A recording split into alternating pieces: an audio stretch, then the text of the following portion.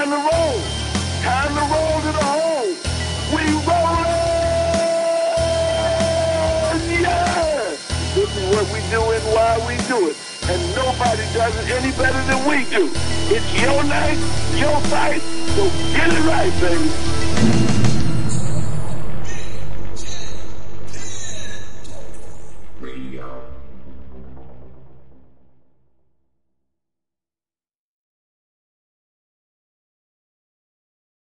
BJPen.com, we have on the line now Ross What's Pearson, up, world? UFC lightweight We are fighter, back. Ultimate Fighter winner, Ultimate George, Fighter you with me? coach. How's it going, Ross? Not much. So we're back, dude. We're back Good, on the man. air. It's been a couple weeks. I think beautiful last time we British were on weather. was Very when we rare for me had to see it BJ up, and Josh but, on the show. So out here, a couple weeks removed. It's on par with Hawaii. Yeah, I think. we had our live show. And Very nice, very nice. So, like so what are you doing with that with that weather out there, man? You gonna be spending your day outside or what? Kind of shuffle things around. Now there's Yeah, like, just I mean, do even what I as always we're do, talking train, right now, train a little an bit more event that we're training. covering Just constantly keep is trying to improve on TV. and keep working hard. So, you know, like Bellator's on there on Friday nights, every Friday night now, and then you've got UFC on Wednesday nights. You got a UFC tomorrow night. You know, so it's kind of crazy to get to like book guests and get people on. You know. Yeah, it's been pretty nuts. But our guys on Monday night, late night cage side, and our Sunday show is doing good. Yeah, definitely. There's a lot of content, and you know, I mean, there is a lot of fights, and so that becomes harder. But with that said, there also is a influx of talent to book, and we've got a bunch of guys on here. Some of which tonight, some of which are veterans, some of which are new to people, maybe a little bit of both. But yeah, as everything grows, you know, so does our program and content. So yeah, pretty awesome. So I'm really excited about tomorrow night's fights, man. UFC 166. We'll just get into that while we're waiting on our guests. Actually, I guess we should announce our guests first. Maybe those who don't know, who haven't been on the site today. We have a World Series of Fighting 6 guest list for next week's show, World Series of Fighting. We're starting off with Jacob Volkmann, who, you know, he can be hit or miss with his interviews. Sometimes they're good, sometimes they're not good. Sometimes this guy wants to call out U.S. presidents, and sometimes he doesn't. We never know what to expect, but he's up first. Then we have the headliner of the evening for World Series of Fighting, Steve Carl, who's fighting Josh Burkman for the inaugural World Series of Fighting welterweight belt. All right. yeah. Next we have Chad Robichaux, I guess is how you pronounce his last name. He's also, again, World Series of Fighting 6 fighter. He's fighting Andrew Yates on the preliminary portion of the card. But the cool thing about Chad is he's a number one best-selling author. You know, he's a war veteran, so despite his placement on the card, this guy's a very popular public figure. He's a devout Christian, and I'm sure he'll have a lot of stuff to say to us. And then we're rounding out the show with Josh Burkman, who is the other headliner, fighting Steve Carl, our second guest, in the main event next weekend. So that pretty much is that. I really want to talk about UFC 166 as much as we can while we're waiting on Jacob to join us. Yeah, I kind of wanted to talk about that a lot. I mean, even though we've got a lot of World Series of Fighting guests on, I kind of did want to segue to a lot of that because it is a big card and there are some pretty good fights. I think we're going to see some really good fights tomorrow night. Dude, it's like a super stacked card. I mean, I don't even know how to describe how excited I am. I've actually watched every piece of countdown footage. I've watched the primetime shows. I've watched all the pre-fight interviews, and that's a rarity for me. I normally don't have time to sit down and just watch all of the pre-fight hype stuff. But for this fight, I've just been so excited about it. I've made my lovely girlfriend Amber grin and bear it and sit through all these pre-fight hype stuff, all these videos and stuff with me. So I'm totally stoked for it. I think the primetime stuff has generally always been really good. It was good for this particular fight. Also, I think they did a good job. I think the build-up has been good, and part of that is that the previous two fights have been, you know, I mean, you've got one going one way and one going the exact opposite direction, and so I think that the two sides of fans here really just they want to call themselves the winner at this point and get that fight over with, and let that guy move on because really, yeah, Kane has been fighting a lot of the same guys. I mean, His last 5 fights, he's only fought 2 people. I mean, five, the fifth being tomorrow night. He's fought Junior Dos Santos and Bigfoot. He's fought Junior Dos Santos twice and Bigfoot twice, and those were his last 4 appearances. Dos Santos being his, the third time he's fighting him tomorrow night, which is pretty interesting. right, and it's not like it's his fault. It's just how it worked out. Junior won. I mean, I believe that the fight that that would have changed everything is if Junior didn't beat Mark Hunt, right? So if he didn't beat, that if you're picking off number one contenders, then I guess you have a right to fight for the belt, and that's just how it is. I mean, Uriah does it all the time, and people say, "Oh, he's gifted a shot." Well, it's sort of, you know, he gets put into a number one contender fight, and then he wins. So he's not really gifted anything; he kind of earns it, and I think that these are just fights that Junior's was inevitably gonna have to have either way. Um, we know that he won't be fighting Bigfoot ever again. Um, and as of tomorrow night, I don't think that these two will probably not fight again, if anything, for a long, long time, if it ever happens again. Right. If Kane dominates him again, then for sure, I think that a fourth matchup loses interest big time. But on the other hand, if Dos Santos is able to get past him and maybe let's say knock him out again or however, if he beats him, then I still think there might be a little bit of interest. Only because that first fight seems so kind of fluky. You know what I mean?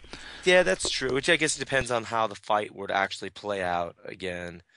That will determine if anybody really wants to see a rematch. If the fight goes the same way that went last time, I mean, you know, I don't know. We're not going to break anything down just yet, but um, if the fight were to go the same way as it did last time, I would think that people would be like, all right, we've had enough. But if there's any reasonable doubt, like what you were just talking about, yeah, people will want to see it again. Yep. That's true, and we'll break down that card a little bit more later on through the show. Maybe in between guests, we'll throw out some predictions and we'll talk about it. There's also the last week's fight, the whole Husamal Parharis thing, which was completely insane. What did you think about that? Oh man, I thought that Palhares held the sub too long. But with that said, um, I think that the referee really royally screwed up. I think that I think that I thought that I think I fucking know. He can't, he went to separate the two, but instead of attacking instead of grabbing Palhares' hands that were doing the cranking on the knee that was already isolated, he decided that he was going to try to pry those big tree trunk legs open. And I just don't think that wasn't going to work. And that right there probably cost or could have cost Mike Pierce a worse injury. Just that in itself. Now, with that said, Paul Hara has definitely held the sub too long, and he's got a propensity for it. So I don't think that. It's crazy. It seems like he just has some mental hiccups when he's in the cage, or in competition. He kind of just, I don't know what it is. It's almost kind of like he's slow mentally or something, right? Like, not to knock the guy. He's awesome at what he does. But, I mean, he's had so many little, like, brain farts in the cage and in various competitions in jiu-jitsu that it's like kind of just like, I don't think he necessarily does these things intentionally. I just think that there's just some kind of switch that is not clicking over in his brain in the moment, and he paid the ultimate price for it. The guy's removed from the UFC. Who knows if he'll ever be back in the UFC? It doesn't sound like it at this point in time. Of course, Dana White is known to change his mind from time to time, but I mean, he definitely is on the outs. And then you have Bellator, who's the second best promotion, I guess. Maybe you could argue that. They said they don't want anything to do with him. So maybe World Series of Fighting picks him up. Maybe they don't want him. I mean, who knows? This guy could have just ruined his career with that one, like I said, brain fart. Can you imagine a Ben Askren and Usman Palhares fight in Bellator? That's actually a really interesting fight. Yeah, it is. But not to go off topic there. The thing is with Paul Harris and that sub is that he does have a history. He does have a history for it. Um, I kind of liken it to people who, like I've trained with people who, and I've seen it before, where somebody's like, well, this is, I just had surgery on this, so please don't attack this, don't, or be careful with this. But then as soon as the things start getting crazy for them in the session, they just attack it anyway. Maybe it's desperation. That could be just something that goes on in the fight, but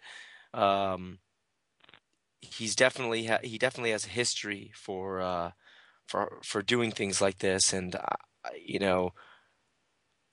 I don't think that it's going to stop any promoters from giving him a job. In fact, more people want to probably see him fight now than any time in his career. This is the most publicity Toquinho's ever gotten. Yeah. This is it. That's true. And we'll just, we'll wrap up this conversation with this. I put out a poll on bjpen.com this week. Do the fans think that the punishment was fair? Do the fans think that Rousimar Palhares should have been released by the UFC after his infraction? And it was 58% believed that he did. There was 8% that didn't care either way, and then the balance was no, the punishment was too harsh. So fans seem to be in agreement, the majority of them at least, that he should have got cut for holding on that submission to Mike Pierce's leg. We can ask somebody else about that right now real quick. We have him on the line. It's Jacob Volkman. Everybody knows who Volkman is. Mr. Volkman, what's up, man? How's it going? Doing good. How about you?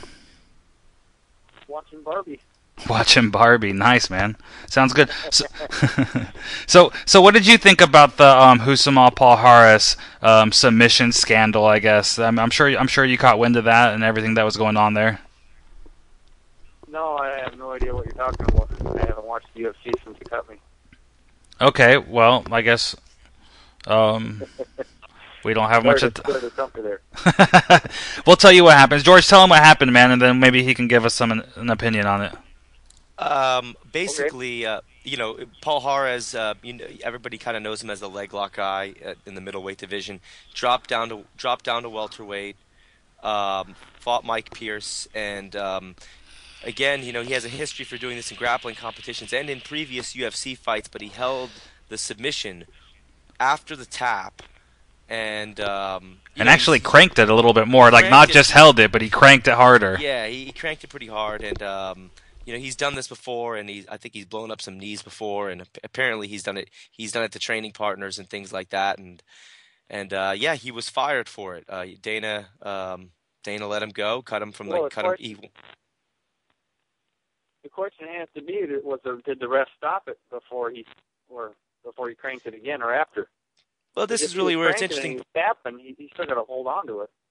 Yeah, the ref jumped in and was trying to break it up, and Paul Harris held the sub for, I think the timer showed like an extra 1.5 seconds or something like that, is all it showed. But you could see the guy tapping on the way down, and again, their argument was that, well, you're not, even though he was tapping, you have to wait for the ref to break it up, even though he's tapping anyway. Yeah.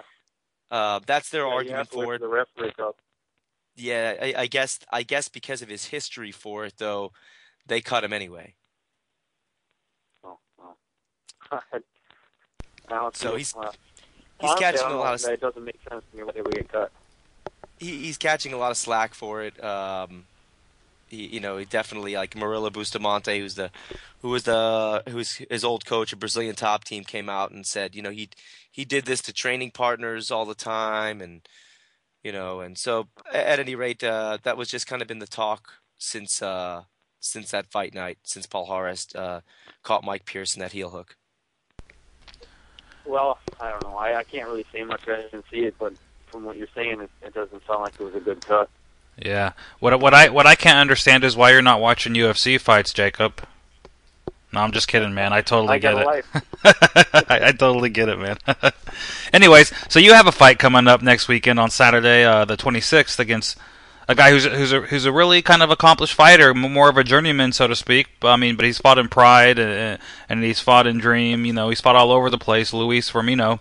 What are your thoughts on this fight? Let's just talk about that and get that going. Well, he's the same exact type of fighter as Lyle Beerbaum. He's going to rush in. He's going to try and take me down and stay inside my guard and not really do much. That's kind of what Lyle Beerbaum tried, and he's probably going to have the same effect. He's going to try and take me down, but he's going to fail miserably. Okay, fair enough. Well, I don't know if you watch any of his tapes. That's all he does. He kind of throws hooks and dives for the legs. Tries to push you against the cage or take you down. So how do you fight an opponent like that? I mean, what's your game plan going into this thing? Move. Move and hit. Move, hit, kick. You got to move side to side with a guy like this. If he's a straightforward fighter, you can't sit in front of the guy and try and stand there and bang with him because he's still going to get you down. Any movement to the side, it's just like in wrestling. Any movement to the side is going to eliminate the takedown. Okay. What are your thoughts about the whole World Series of Fighting promotion? I tell you what, I've been to a few of their events, and they're very reminiscent of like a Strike Force card or something like that. Very well put together. From the media standpoint, behind the scenes and all that, it's a very professional run organization. But as a fighter, you spent a long time in the UFC, so you know what the pinnacle of the sport is as far as how they run things and everything like that. So give us your assessment on World Series of Fighting. I think it's run about the same because you got ex-UFC employees working for the World Series of Fighting. And I think the shows are getting better and better. This next show is probably going to be the best show they've ever had. It's going to be that case for the next shows following because they got so many guys, so many big-name guys fighting for them coming up. You got Fitch fighting in this show. You got a bunch of Gaffey. He's an up-and-comer. He's a great fighter. He's fighting Luzon. Yeah, you got Miguel Torres, who I'm excited to see him fight. Yeah. There's a bunch of good fights coming up. Burkman, obviously, it's gonna be a great fight. I think that fight's gonna last more than one round. Like they're trying to say that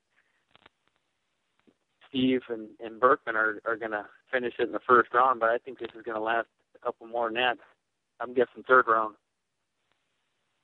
So it sounds like life outside the UFC is pretty much the same for you.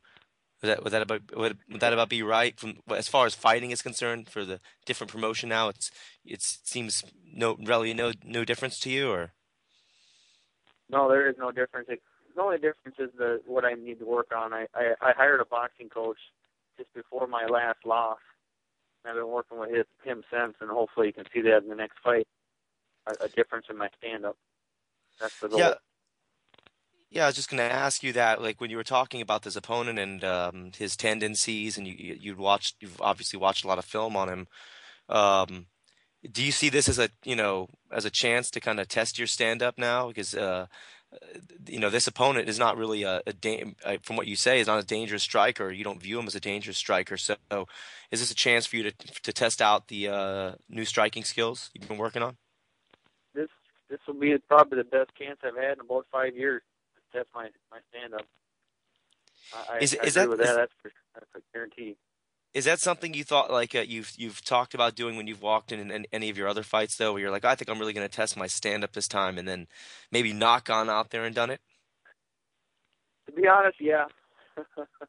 But I wasn't working with this boxing coach, and it's really hard being a wrestler, seeing an easy takedown and not taking advantage of it. That's the hardest part, is not taking advantage of takedown when I see it.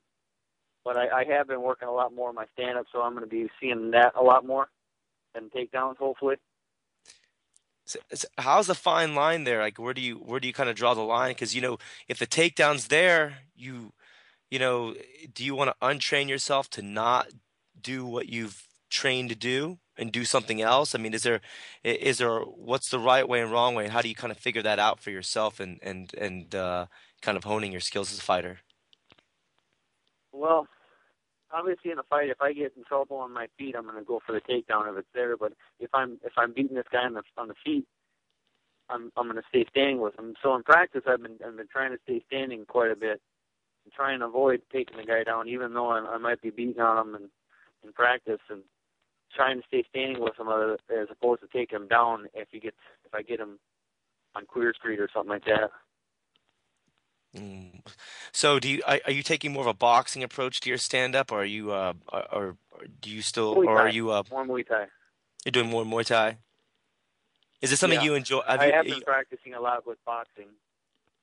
Go ahead. Do you enjoy the stand-up portion? I mean, obviously you enjoy the grappling. You're a very accomplished grappler. I love boxing. Really? I boxed in high school. I started boxing about 10th grade in high school. I had a few fights in high school.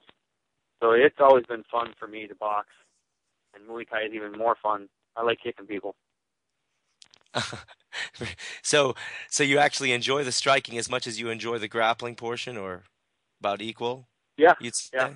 I just don't utilize the stand-up portion as much for obvious reason because of my wrestling background, and hopefully I can utilize that a little more. So when you look at the field here in World Series of Fighting, like you've obviously got this fight coming up real quick, but are there any other people are there any other guys you've had your eye on where you're like, well, that would make for a good fight, or you see them signing this guy and you're thinking, because you keep on winning there, again, you're going to get pushed to the top of the card, and you're kind of going to be looking for those bigger names, right? Yeah. Yeah, right now I'm looking for the guys that they have on the list, because they gave out a list a while back of who they think are going to be contending for that lightweight belt. And I looked at the list, and I would like to fight every single one of those guys. I think there was Noel was on there, Gaffey was on there, Lozon was on there, and Telavante, I think. 4 guys were on there, and I wasn't a part of that list. That really bothered me. So those are the main guys right now. And then after I get that belt, I wouldn't mind going to 170 and fighting Burkman. Interesting. Just because I like his style. Interesting. I'm very surprised that you weren't on that list, Jacob. That's interesting. Yeah, I found it on the internet about a month ago, and it really bothered me. Huh. That's very surprising. I don't know how true it is or not, but right. There. Let me ask you this: another guy in your ranks at World Series of Fighting is Nick Newell. He's the one-armed lightweight. He's in your division. I was there at his last fight, actually, out here in California, in the middle of the desert out here, and he seemed pretty good.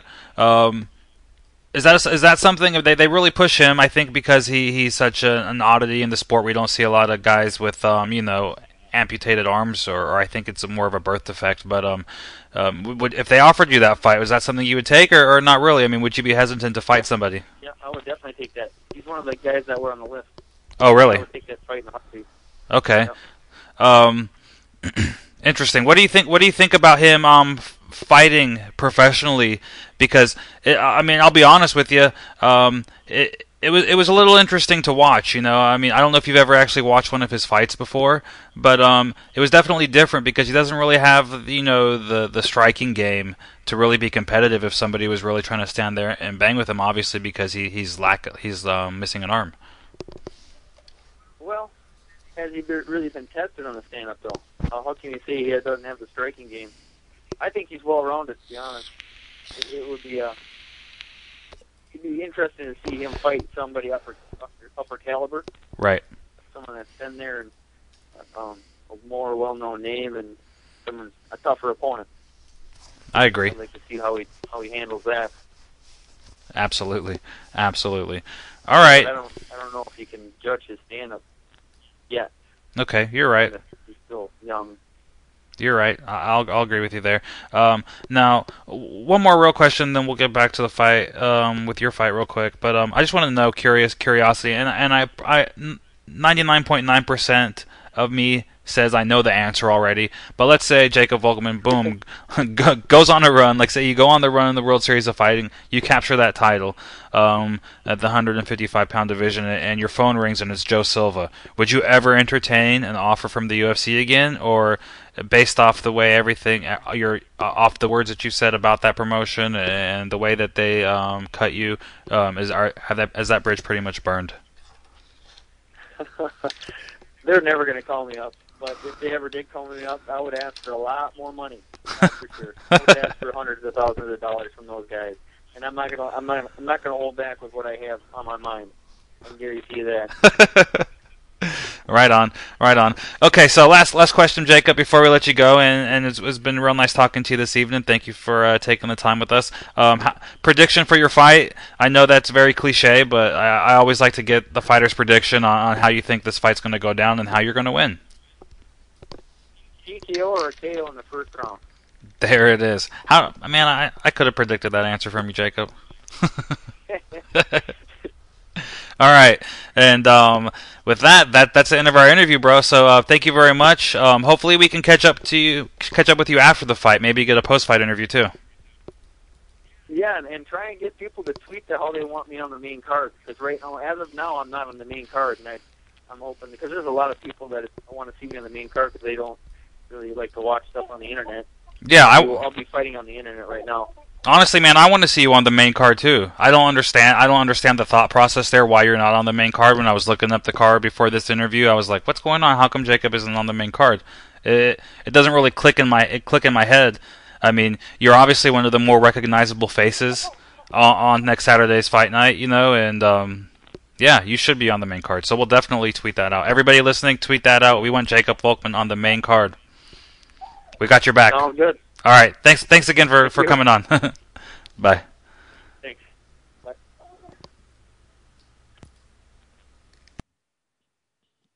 There he was. Yeah. So what do you think about that fight? He's gonna win. Yeah. I mean, I don't see how that guy's gonna beat him. Yeah, he's not. Jacob Volkmann's a very solid fighter, dude. The knock on him is his fighting style. You know, it's the Fitch-esque style. You know what I mean? Where you want to call him a lay and prayer or whatever, or a blanket. But that's the truth. I mean, that's his fighting style. But he's very good at what he does. I don't know that he's necessarily super one-dimensional, but he like he just said on the show. I mean, he has a hard time seeing the takedown and not taking it. You know what I mean? It's just kind of ingrained in him at this point. Yeah, that's why I had to ask. I was like, have you ever gone out and had a fight where you're like, I'm gonna stand this time. No, I'm standing. This fight, we're gonna test my stand up, and then the first second you go out there and you dive at the guy's legs. And, yeah. I mean, is it can you untrain that? Do you untrain that? Like that. Those are kind of the questions I had for him, and at least he was really honest about it. He's like, yeah, I've done that before and still dove at the guy's legs. So, it kind of is what it is. But yeah, World Series, man. He seems to be happy with the promotion. He seems to be happy with how it, how everything is run, and so we'll see. Hopefully they're around for a while. I still, despite what people say, I really don't see there being like Bellator to me isn't that clear of a number 2 promotion. And the only reason you could call them number 2 is because they're on Spike TV. That's the only reason. Yeah, I mean they're What other reason? If they weren't on Spike TV, would you have any other reason to call them number 2? Maybe just because of their longevity. They what are they, tonight's Bellator 104 or something like that. I mean, 100 events is a pretty big milestone, especially in the UFC's territory in the United States. They have the major television deal. They're not doing good in ratings, but I mean, who else is there? I mean, World Series of Fighting would be the only other option for a number 2 promotion, at least stateside. Yeah, they got as many viewers as Bellator's show. Yeah. But they've only but that's what I'm saying. I said it like just on viewers alone, there doesn't seem to be like that. Like, I knew Strikeforce was number 2. Right. There's no question. Right. Like, I knew it. And I think a lot of people want to be like, oh, Bellator, but to me, it's like not there yet. Yeah, and I don't like the way they do their fighter contracts. I mean, poor Eddie Alvarez, you know what I mean? Poor Ben Askren. I mean, I think Bjorn Rebney and the guys over there at Viacom are really showing their true colors in these instances. And I also wonder when they're going to give up the stupid tournament format. I hate that, and I think their ratings prove it doesn't work. This is just my humble opinion. But I wholeheartedly agree with you. It's just like you're 100 events in. Where was the UFC at their 100th event? Right, UFC 100, Brock Lesnar, Frank Amir, George St. Pierre, all these big names, over a million pay-per-view buys. Where was Bellator on their 100th event. Who fought on that? I don't even remember. I mean, it's this doesn't work for them. I agree. I just match make fights that are good. That's it. Yeah, keep your champions active. Keep your fighters active. Put on the tournament thing. I don't care about it. I feel like, you know what I feel like a lot of times? I feel like I'm being recycled the same thing again. Right. To me, that's what it feels like to me. Like they're recycling it to me. I train with Douglas Lima, and to me, it seems like, and this is something I tell him, that they recycle opponents. That's what it seems like to me. It's maybe it's not supposed to be that way, but just the way that you, like how you were talking just now about the tournament format, there's just something about it. Like when Pride did a tournament, it was like one tournament. Right. That was it. Like, yeah. You were in the Grand Prix. They still had other champions though, you know? Or if you want to do the tournament, awesome. Do it all in one freaking night. You want people to tune in, do the tournament format, a single elimination, one night of fights. That would be awesome. Yeah. You know? Because people want to see the guy coming back out. That's old school. Yeah. There are some good fighters there. Without question, there are. But I just think all of them are just buying their time before they go to UFC. Yeah. And every Bellator fighter I know, and I know a lot of them, has told me that they would go to the UFC in a heartbeat. And this shouldn't be shocking news to anyone. Because, I mean, it is what it is. And I've got nothing against Bellator, but I just think that they could tighten it up a little bit. Yeah. Okay, I'll tell you this. Their November 2nd card in Long Beach, right, with Rampage versus Tito. No matter what you think about the main event or whatever, because people want to knock Tito and Rampage. I don't really understand the knock on Rampage so much. Tito, I can kind of understand a lot more. But that's a good event, dude. That's actually one. I'm going to that event live. I'm excited to go to that event live. And I've been to, I don't even know how many MMA events, but this is one I'm really excited about going. Some events I've gone to, UFC events, I haven't been as excited as seeing a Rampage versus Tito, or I think the most intriguing fight for me is the Eddie Alvarez Chandler fight and King Mo Newton. I'm super pumped for those fights, And then they add their opener is Karo Parisian. I've never seen Karo Parisian fight live.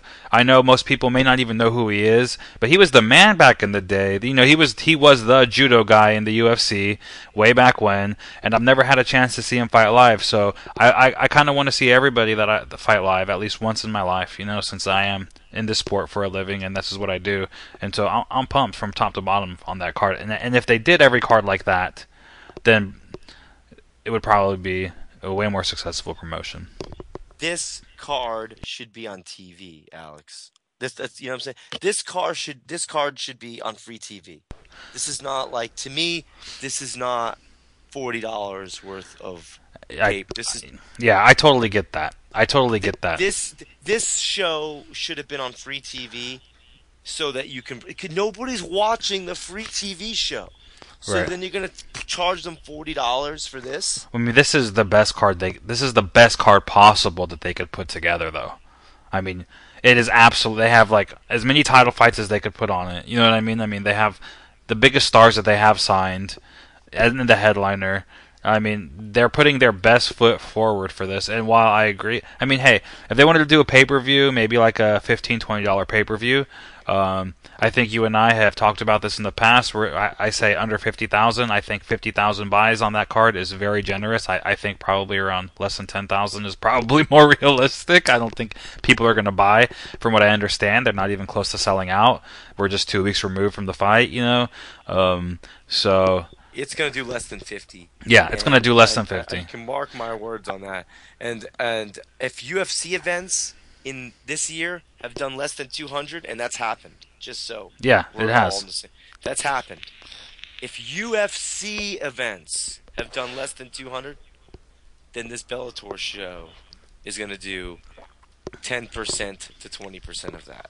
Yeah. That's it. Yeah. I mean, I'm just being brutally honest here. And they're I don't see it. They're not marketing it out here. I can go drive down the highway right now 5 minutes from my house and I see UFC billboards for UFC 166, right? And that's in Houston, Texas. Okay?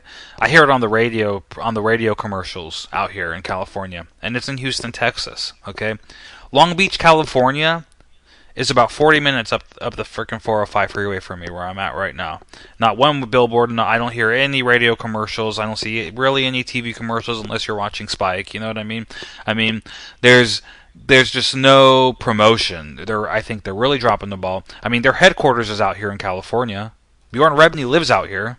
Why not promote the hell out of it? I mean, this is your backyard. It'd be like the UFC putting on a fight in Vegas with no billboards or anything. It makes no sense, you know? I agree with you. I agree, and I don't really understand it. It's one of those things where I just kind of scratch my head, and I don't really understand how the decision making comes to fruition, how everything comes about. But they definitely could do a much better job with this. The lack of promotion. It's just really, really obvious. I don't know. I just think that the card should have been a free card. That you have to get people to want to watch your TV before they're going to care about spending money on your product, like real money. I just think that it's a bad idea. But we're going to see what happens, I guess. But I was told from a good source that if they don't do well, that there's going to be some cuts. Cuts on the back end or the front end? What are you talking about? Just as a whole. The company's going to be cutting down? Yes, that they're going to be cutting down some stuff. Interesting. And that's what I was told. Hey, so, I mean, dude, like we said when we first started talking about them, I guess how we got on this topic was making the comparison World Series of Fighting versus Bellator, who really is the number 2 promotion. Right. Yeah, and again, you give the nod to Bellator because of their longevity. World Series of Fighting, this is their 6th event next week, but I mean, I think that World Series of Fighting could close ground pretty quickly. They absolutely, that's my point. They absolutely could. I mean, like I said, I've been to both shows, man. You know what I mean? World Series of Fighting it has the Strike Force vibe where it's like it's not the 20,000 people arenas, but it's a really nice full crowd, energized crowd, nice production. It's managed well from behind the scenes. Everything I saw, it's professional, and Bellator doesn't really have that. I haven't been to a World Series show. There haven't been that many of them for me to even attend one. I have been to Bellator before, and I thought the show was run fine. I am very, very. I think that nobody puts on a better mixed martial arts show than the UFC. I think that me and you have sat there before, and actually in the arena and been like, man, they really put together. A great show from the opening montage. Well, yeah. To the different animal entirely. Right. But that experience right there. Makes you feel like even if the fighters weren't better, it makes you feel like what you're watching is better. Right. And we actually have our second guest on the line right now, Mr. Matthews. He's World Series of Fighting number 6 headliner. He very well could be the inaugural welterweight champ for this promotion. It's Steve Carl. Mr. Carl, how's it going? Hey, it's going great. How you guys doing tonight? Doing good. Thanks for joining us, man. Hey, no problem.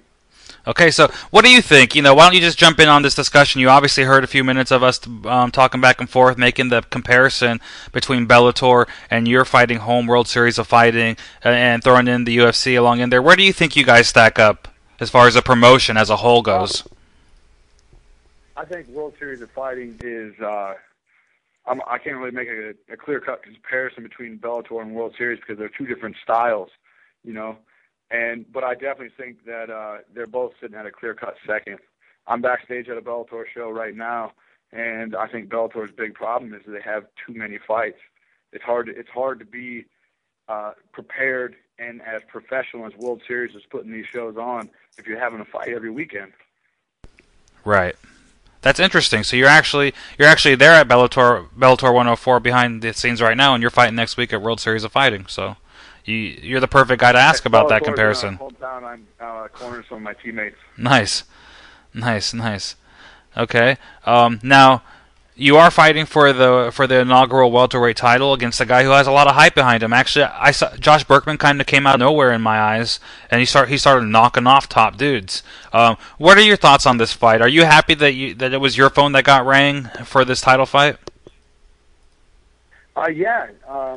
I kind of wanted Burkman last year, and after our first fights in World Series, after he beat Gerald Harris, Burkman jumped way up in the rankings, and I'm like, I want to fight that guy. I like the matchup, and he just had a huge win over Gerald Harris, and I unfortunately got put on a long break. He got another fight with Aaron Simpson, and then he just knocked off John Fitch, and now I get the fight that I wanted last year, and Josh Burkman's ranked in the top 10, so I can't be more excited for it. Right. Now just a quick glance at your record, Mr. Carl. You have all of your last fights. You're on a good little streak. What is it, like 6 wins, all by submission? And then, I don't know if you know this, but Josh Burkman, he's actually doing a weekly video blog for BJPenn.com. And in one of his video blogs, he said he was just a white belt, and he strapped on his white belt in jiu-jitsu, and he went and he hit the mats. And I'm wondering, do you think that the submission grappling range is going to be where your advantage is in this fight? Obviously, because that's the way your win streak is going. I don't even look at it that way. I don't even have a white belt. I just got good submissions. I got good jiu-jitsu, good grappling. I think Josh, I view him as an all-around opponent. I don't really see a weakness, and I'm not going in there saying, I got to get this fight to the ground. I'm going to go in there to punch and kick him, and when a submission opens up from the punches and kicks, that's where I'm going to take it. So, Burkman's been on this tear. It's kind of notable, I guess, especially since he picked off John Fitch, who was such a perennial contender in the 170-pound division for, I don't know how many years now. But before that, prior to that, I mean, obviously you said you were looking to fight him, but even before that, as he's gaining some steam and gaining some momentum here, was he somebody that's always been on your radar, or did he just or when he kind of got on his streak where you're like, I need to fight that guy because he's coming up and I can take some of his shine? Josh Burkman was never on my radar. We were in the same corner for the first World Series of Fighting, and after that fight, I went on Fight Matrix, and he was the one guy ranked ahead of me at World Series. And I wanted, that's what I want. I want to be known as one of the best in the world. So to do that, you got to fight people that other people think are better than you. And right now, they think Josh Burkman is one of the best in the world. So it's perfect for me. So, you've been on this tear. We just talked about it. You've 6 fights in a row now. You haven't lost since the decision loss to Douglas Lima in Bellator. What exactly did you change after that fight that, you went on this crazy finishing tear? People aren't getting out of the first round. Most guys aren't getting out of the first minute. What exactly did you change? When you went home that night? I changed my mindset. I don't train as much, and I'm way more calm. I'm okay with what's going on, and I'm confident. I go in there and I just do my job. And if you actually look at my record, I got 20 wins, and 15 of those are first-round finishes. I go in there to fight. I don't go in there to win my match. I don't go in there to win the round. I go in there to finish the fight. And that's what I'm going to do with Josh Burkman. Do you feel like maybe in previous fights, or specifically in the losses, that you may have gone out there to go through the motions and kind of win a point, kind of score points instead of going in there for the kill? No, all 3 of my losses, I broke down mentally. I walked into that fight already losing in my head, and that's the way I fought. You keep thinking about losing or you get in a position, you're like, oh no, he's going to get this. Well, he's going to end up getting it if you keep thinking about it instead of thinking about how to get out and your next move and keep going. My mindset wasn't in the right place. And now, my mind's in a good place. The fights are just rolling out, and it's good. I just want to keep it going. What did it take to kind of get your mind in the right place to kind of get to get that mindset to click with you, that it didn't click before? Did somebody talk to you, or did you just snap out of it yourself and were like, yeah, all right, fuck this, let's get down to business now? Exactly. The loss to Douglas Lima snapped me out of it. I was on a 13-month break before that fight, and I walked in that fight already losing in my head, and I went out there, and the first punch I threw, I dropped him. But I wasn't prepared. I wasn't prepared for it. I dropped him, rushed in too fast. He got on top, and the rest of the fight, I was just out there competing with him. I wasn't out there to beat him. I was happy to still be in the ring, going back and forth instead of being out there trying to take this man out. And I realized after that fight, if I want to keep doing this, then I have to just relax and just let myself do what I've been training for years to do. So are the submission finishes? Are you? Is that something you went in there to do? Like you were like, oh, I'm going to go in there and submit this guy, or is it just kind of a product of the new mindset and you're catching submissions every in a minute of the first round every time out? Well, I think submissions are the easiest way to win a fight. It's not something I look for by no means at all. But you put enough pressure on a guy and they give up position. And when the person gives up position, there's always a way to finish them. And I see it and I take it. I don't even think about it. That's interesting. It's interesting you say and that a lot because of times, what I was going to say is that a lot of Go ahead. people say that submissions are becoming more non-existent in mixed martial arts than they had been previously. Not in my mind. They're not playing the same game. I think a lot of times, even if I land a couple of heavy shots, it's easier after hitting a guy hard to submit him while he's thinking about the strikes than it is to try to finish him with strikes. A lot of times guys will get somebody hurt, switch up the momentum. All he's thinking about is not getting hit again. Now he's open. He's not thinking about this arm or this leg or his neck. And that's what you got to attack. You got to stay a step ahead of a guy. So if you rock somebody hard, they're still thinking about strikes. You got to switch it up.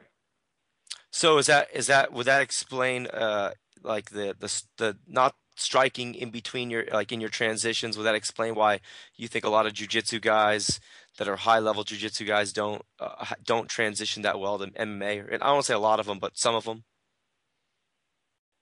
Yeah, because they're going in there with a game plan. I'm going to beat this guy with jiu-jitsu.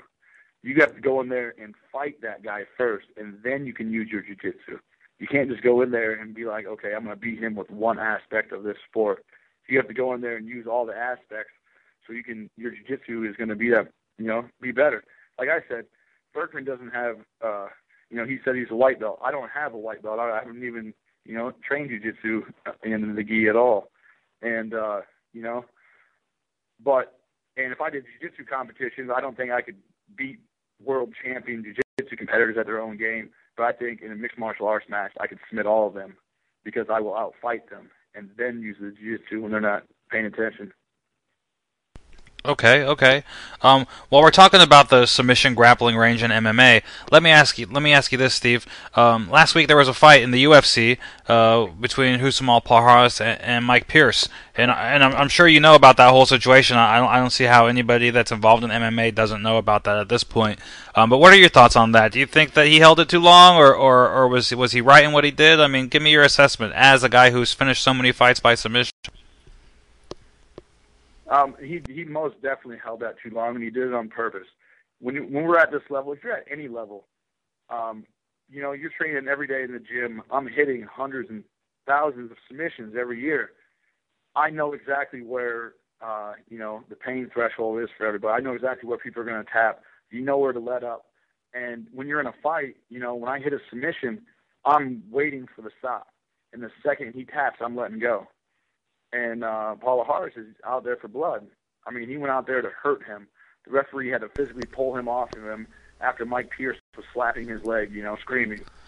Yeah. Now the UFC did the right thing by cutting him. Right now he's a good example. Yeah, he's a free agent now. Bellator's come out and said they don't want him. So the only real viable solution for Paul Harris at this point would be to go to World Series of Fighting. Now, if they were to somehow, if the management over there was to somehow say, yeah, we can overlook that, maybe they have a sit down with him and say, you do this with us, you're gone. But maybe they'll sign him. I mean, what happens then? He's in your division. Is that a fight that maybe you would entertain? I don't know, man. That's a scary fight. but to know that your opponent is out there to end your career, not just to beat you, that's always a scary thought. If I have an armbar, I'm not trying to break my opponent's arm. I'm trying to make him tap out. I'm trying to win the fight. I'm not trying to hurt him, more than I have to. Right. And that's not the way he fights, and I don't think that's very professional. This is still a sport. This isn't gladiators in an arena, sticking each other with spears. We're just out here to compete, make a living, and entertain people. Okay, makes sense. All right, I know you're backstage at Bellator right now. You got some guys to corner tonight, so I'll take up too much more of your time. Here's my last question for you, Steve. You're obviously fighting a guy who's a UFC veteran. A lot of people know who Josh Burkman is, especially with his recent success in the cage. A lot of people might not know who you are, so when they tune in and they see the main event, this could very well be a lot of MMA fans' first time seeing you fight. With that in mind, as a fighter, what do you want fans to know about you, and maybe about your fighting spirit, your fighting style, or just you as an overall person? If you could sum yourself up and why people should really watch this fight next Saturday, in just a few sentences, go ahead, give it. Yeah, a lot of people haven't seen me, but that doesn't really matter to me. I've never been a big self-promoter. I go out there and I do my thing. My record speaks for itself. I finish fights. I go out there to fight. I'm not going to go out there to try to, win rounds or take them down and hold them down, ground and pound or anything. I'm going to go out there and I'm going to make it a high-paced, exciting fight. I want it to be action-packed from the start to the finish. I don't want there to be any stalling points. I don't want, I don't want any boring parts of the match. I want it to be the fight of the year. I want everybody to remember this match. And I believe after next week that everybody will know who I am. Okay, perfect. Well, Mr. Carl, again, thank you very much for your time. Good luck next weekend, and enjoy a little bit of the Miami area for all of us, will you? I'm going to Key West for a week after this fight. Nice, man. It's going to be fun. Heck yeah. All right, man. Well, thanks. It was very nice talking to you. Hey, I appreciate you guys having me on your show. All right, take care. You too. What do you think, George? I think it's going to be a good fight, man. He's, the guy does come to fight. He is right about that. I was just kind of curious how he kind of saw things after the fight with Douglas, because that's a pretty good turnaround right there to come back and rattle off 6 submission finishes inside the first round. Dude, I know. You look at his record, and it's like it's a really good fight. I mean, this is a good main event. Burkman and Steve Carl. Yeah, no, I'll tell you what, that's 6 or 7 fights that these guys will have won in a row. One of them's gonna be on a 6. One could possibly be on a 7-fight win streak, and I gotta think that if there was no long-term deal with World Series, either of those two guys would be headed to UFC. Yeah, I mean, obviously, Burkman, he was a UFC fighter. He had quite a good little career in the UFC before, he started resurging his career in the past couple of years, I would definitely think that with his history with the promotion and his current success that the UFC definitely has an eye on him. We're actually going to have him on the show. Who knows what his contract's like. I know guys, they're varying contracts from my understanding at World Series of Fighting. Some of them are in auto-renew clauses and you can't really leave once you're signed on as long as you're winning, and other guys, they're signing just 1 fights or 3 fight deals or what have you, you know what I mean, and then they're free agents after. So, I mean, who knows what kind of contract Burkman's under? He probably won't tell us either, but maybe we can ask. Yeah, I'm kind of curious to see what. I mean, the thing is the same argument that everyone always gives. Who's thinking of exiting the promotion, and it's really not much. It's not really an argument. It's just it's a very good, fair point that all the top ranked guys, the guys that are sitting above you on every website, are in the UFC, and in order to beat them and move up those spots, you have to go fight over there, and that I think becomes the sticking point for a lot of people. They just want to they want to be able to compete and prove that they're the best in their division or one of the best in their division, and it's really difficult to do when you're fighting guys who are not ranked in that top 10, who general fans don't perceive as top flight fighters, and that usually is the carrot that's dangling. That's enough to get somebody to want to go to UFC. I mean, the money's going to be better. Despite what anybody says, the money has to be better. I mean, the exposure's better. The sponsors are going to pay you more. I mean, it has to be, generally speaking. But again, the contracts can be weird, and they could hold people in. So who knows? Yep, who knows? I would imagine, and this is just complete speculation on my part, Ray Sefo is the president over there at World Series of Fighting. He's a fighter. He's a guy that, I mean, we had him on the show a couple months back before his retirement fight, right? And I would think that having a boss like Ray would kind of lend itself to having some kind of understanding if one of his stars wanted to go to the UFC. Unlike what Bjorn, Rebny, and Bellator put their fighters through.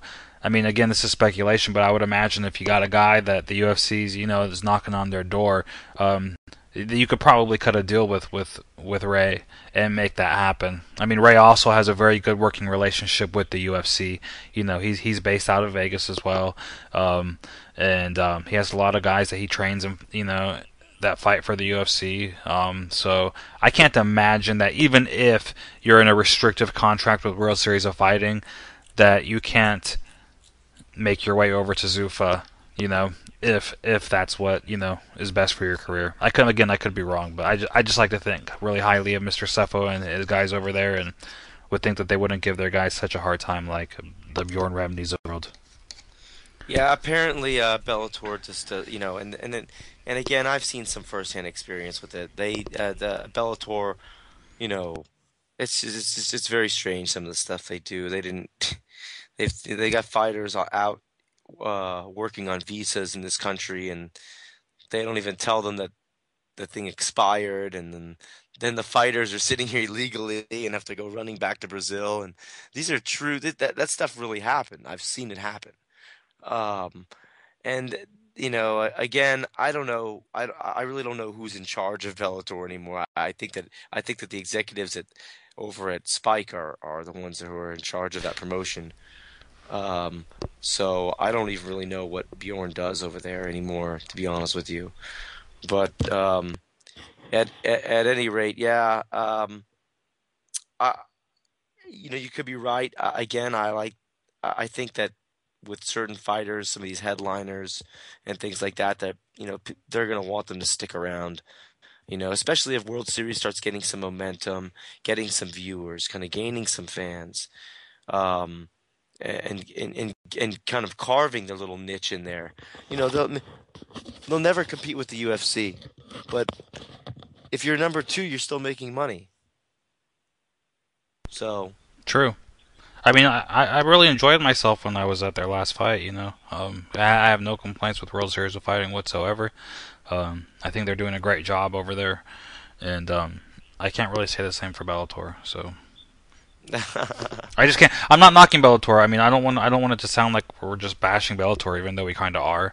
I'm just being honest, and I don't want them to take my credentials away for talking shit, because I'm not really trying. Oh, by the way, George, we're gonna have to watch our cussing, because I just said shit. But this guy, our next guest, Chad Robichaux, if you look at his Twitter, his first thing is passionate Christian public speaker or something like that. So maybe we should.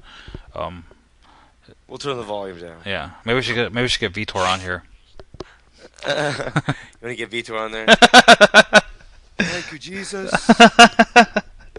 Yeah. Yeah. He'll make me go into my Vitor invitation. Yeah. It's not good for the air, trust me. But yeah, no, it's we'll definitely turn the volume down for him. I wanted to talk a little bit more about the card, the UFC card. Though we were talking a little bit about it in the beginning of the show. Since we're segueing a little bit, if we just can talk about a couple of the other fights, because the other fight that is really, really kind of been waving in front of my face is the Diego Sanchez Gilbert Melendez fight, and I think that fight, I brought that fight up because right before we went on the show, I was watching a replay of the weigh-ins, and I was watching how intense Diego and Gilbert were, and Diego's always an intense guy. You know, you've seen him running out there. Like there's really funny gifs of him coming to the cage with a cross in his hand, and there's all sorts of really funny ones, and him screaming yes. And anyway, he's a really intense guy. His fights are really intense. He's known for having a lot of these knockdown, drag-out wars, and Gilbert can do the same. I mean, I remember watching these fights in Pride, and you've seen Gilbert go toe-to-toe with Josh, and I think that those two can lend themselves to a really, really good fight. Here's a crazy thing, and I'll touch on this real quick, and then we'll get into our next interview, our next guest. Gilbert Melendez, outside of his last loss with Benson Henderson, which was a split decision loss, right? And a lot of people thought he won that fight, and he's the rightful UFC lightweight champion, or whatever you want to say, the uncrowned king, I think, as he's dubbed himself at this point. But his other losses, he avenged them, right? So he has a pretty unblemished record, but for some reason, man, I still kind of feel like he's just untested. I don't know, and you know, I'm a Gilbert Melendez fan. I'm not saying anything against him. I'm not trying to speak against him, but to me, there's still something out there that he needs to prove to me before I fully jump on the bandwagon and say Gilbert Melendez, yes, he is one of the greatest lightweights of all time, because that's the way he talks about himself. That's the way the diehard Melendez fans seem to think, and you know. Maybe this fight when Diego Sanchez is his time to prove it to me. That's just my opinion. Again, I'm a fan of his, but the uncrowned king and the best lightweight ever and all this other stuff I've heard, I'm not 100% sold on that. I'm hearing some buzzing in the background, and that is our next guest, George. It's Chad, and Chad, help me with your last name. Is it Robichaux? Robichaux. All right, Chad Robichaux, nicknamed Robo, fighting on World Series of Fighting 6 next weekend. Chad, how's it going? It's going great, man. Just wrapping up some good training here and getting ready for next week. Okay, did I catch that right, man? That you just completed your 12th 5-minute round just now? Yeah, we did. That was a milestone for today. Was 12 fives today. And man, I'm feeling really sharp, really energetic, and ready to go. It's the best weight cut I've had. I fought at flyweight before, and I'm back to bantamweight for this fight, so I was able to, maintain some strength and size, and just feel great, man. I'm excited. Okay, great. Now, the more I started researching you and getting ready for this interview, the more and more intrigued I became with you as a person in general. One of the things that really stood out is you're a war veteran, right? You fought in the military. You were in the military, and you're a best-selling author. Is that right? Yes, sir. Tell me about that whole journey, man. I went into the Marine Corps in 1993, Force Recon Marine, so I spent my whole career in Special Operations. I did 8 tours in Afghanistan with Special Operations Command, and came home, like many of the guys now, and suffered with post-traumatic stress disorder after my last tour, and it was a kind of a rough transition back into normal life. And so I have this story, this testimony of finding myself again through tapping back into my roots in martial arts and strong Christian, connecting back with my faith and restoring the toll it took that those deployments took on my family. Through doing that, I started a foundation and working with other veterans, and wanted to share my story, not just as a public speaker, but as an author, and put my reintegration story into a book. And Randy Couture a great friend of mine and supporter of the work we do with veterans. He wrote the foreword of the book, and then we launched it, and it hit #1 on the bestseller list right away. And the book has been a fundraising platform for the work we do with veterans. So it's been a tremendous benefit to the work we do. And it's called Redeployed. It's really not so much my war story, but my story coming home. Okay. Now, with martial arts, and sorry to hear that you had PSD. I know that that's a major problem in our country with all the troops coming home. But is that something that now you reach out to other troops, other veterans, and you're trying to help them through martial arts? Is that part of your whole deal there? It's part of it. I work for the Reaver Foundation, which is Dave Reaver is a Vietnam veteran, and we run a program called Operation Warrior Reconnect. And you'll see it at World Series of Fighting. It's partnered with World Series of Fighting, and the one in California, and at World Series of Fighting 4, we're doing it again this time, where we're bringing veterans to the fights, and we run a program called Fight Club, and that program takes combat veterans and teaches them, that they fought in Iraq, they fought in Afghanistan, but they come home so often and they quit on themselves. The suicide rate's 22 a day. The divorce rate's 90%. So we teach these guys how to fight and fight for things that are the most important in their life. And we have a great success rate. We've had 1,500 graduates, 0 suicides, 0 divorces. So we're really knocking it out of the park. One of the things that we do in this program is teach reintegration skills. And one of the reintegration skills we teach is through martial arts. We do different things, like surfing, and we try to find a great physical outlet for them to replace negative behaviors with. And one of those happens to be martial arts, and it happens to be the one that I use because I'm a lifelong martial artist, so it's a perfect fit for me. But I found myself again, on those mats where medicine didn't help and isolation didn't help. All the negative things just made my life spiral out of control. Martial arts is a great place for me to ground myself again and get back to normalcy in my life. That's an amazing story. Now, when you go in on fight night, you have a fight next weekend at World Series of Fighting 6. Do you kind of bring all that into the cage with you, and do you put extra maybe a little bit of extra pressure, knowing that you're helping all these veterans out, and is that an extra burden on your heart, or can you just kind of let that stuff go when it comes time to fight? It's I have a really strong fan base because of not just as a fighter, but as a public speaker. Most weekends I'm speaking in churches or military installations, and sometimes I'll speak in front of crowds of 20,000 people. So doing that, I developed a pretty big fan base, and a lot of people support me. But when I don't put that as pressure as if I'm going to let them down. I mean, I think the real fans and real supporters support you when you win, and they're because you have those fans and that support, they're there for you when you fall too. That's a safe place to fall, and I feel like very, very privileged and blessed to have so much support, so many people behind me. All the military guys that support me, that I get to speak to and work with. It's just an honor to get to represent them, and you'll see. And one of the biggest things when I compete is I represent my fellow veterans, and I represent the guys that come through Operation Warrior Reconnect, is our program we do. And it's just an honor to be able to do that. When I started doing this back when I fought in Bellator and started advocating civilian support for veterans, and it's just been a roller coaster of success. We just continually gain support every time I fight and every time I get a chance to compete and represent the guys. And it's just awesome. We're bringing guys. We're flying guys in for the fights from Camp Pillen. We're bringing our bus. I have a big tour bus for our foundation. We're bringing it to South Special Operations Command South, and doing a meet and greet with World Series of fighters the day before weigh-in in Miami, and we're bringing a bunch of fighters to the event. So we really get involved with connecting the military war fighters with the MMA fighters as a way to connect and show how much we care about the troops.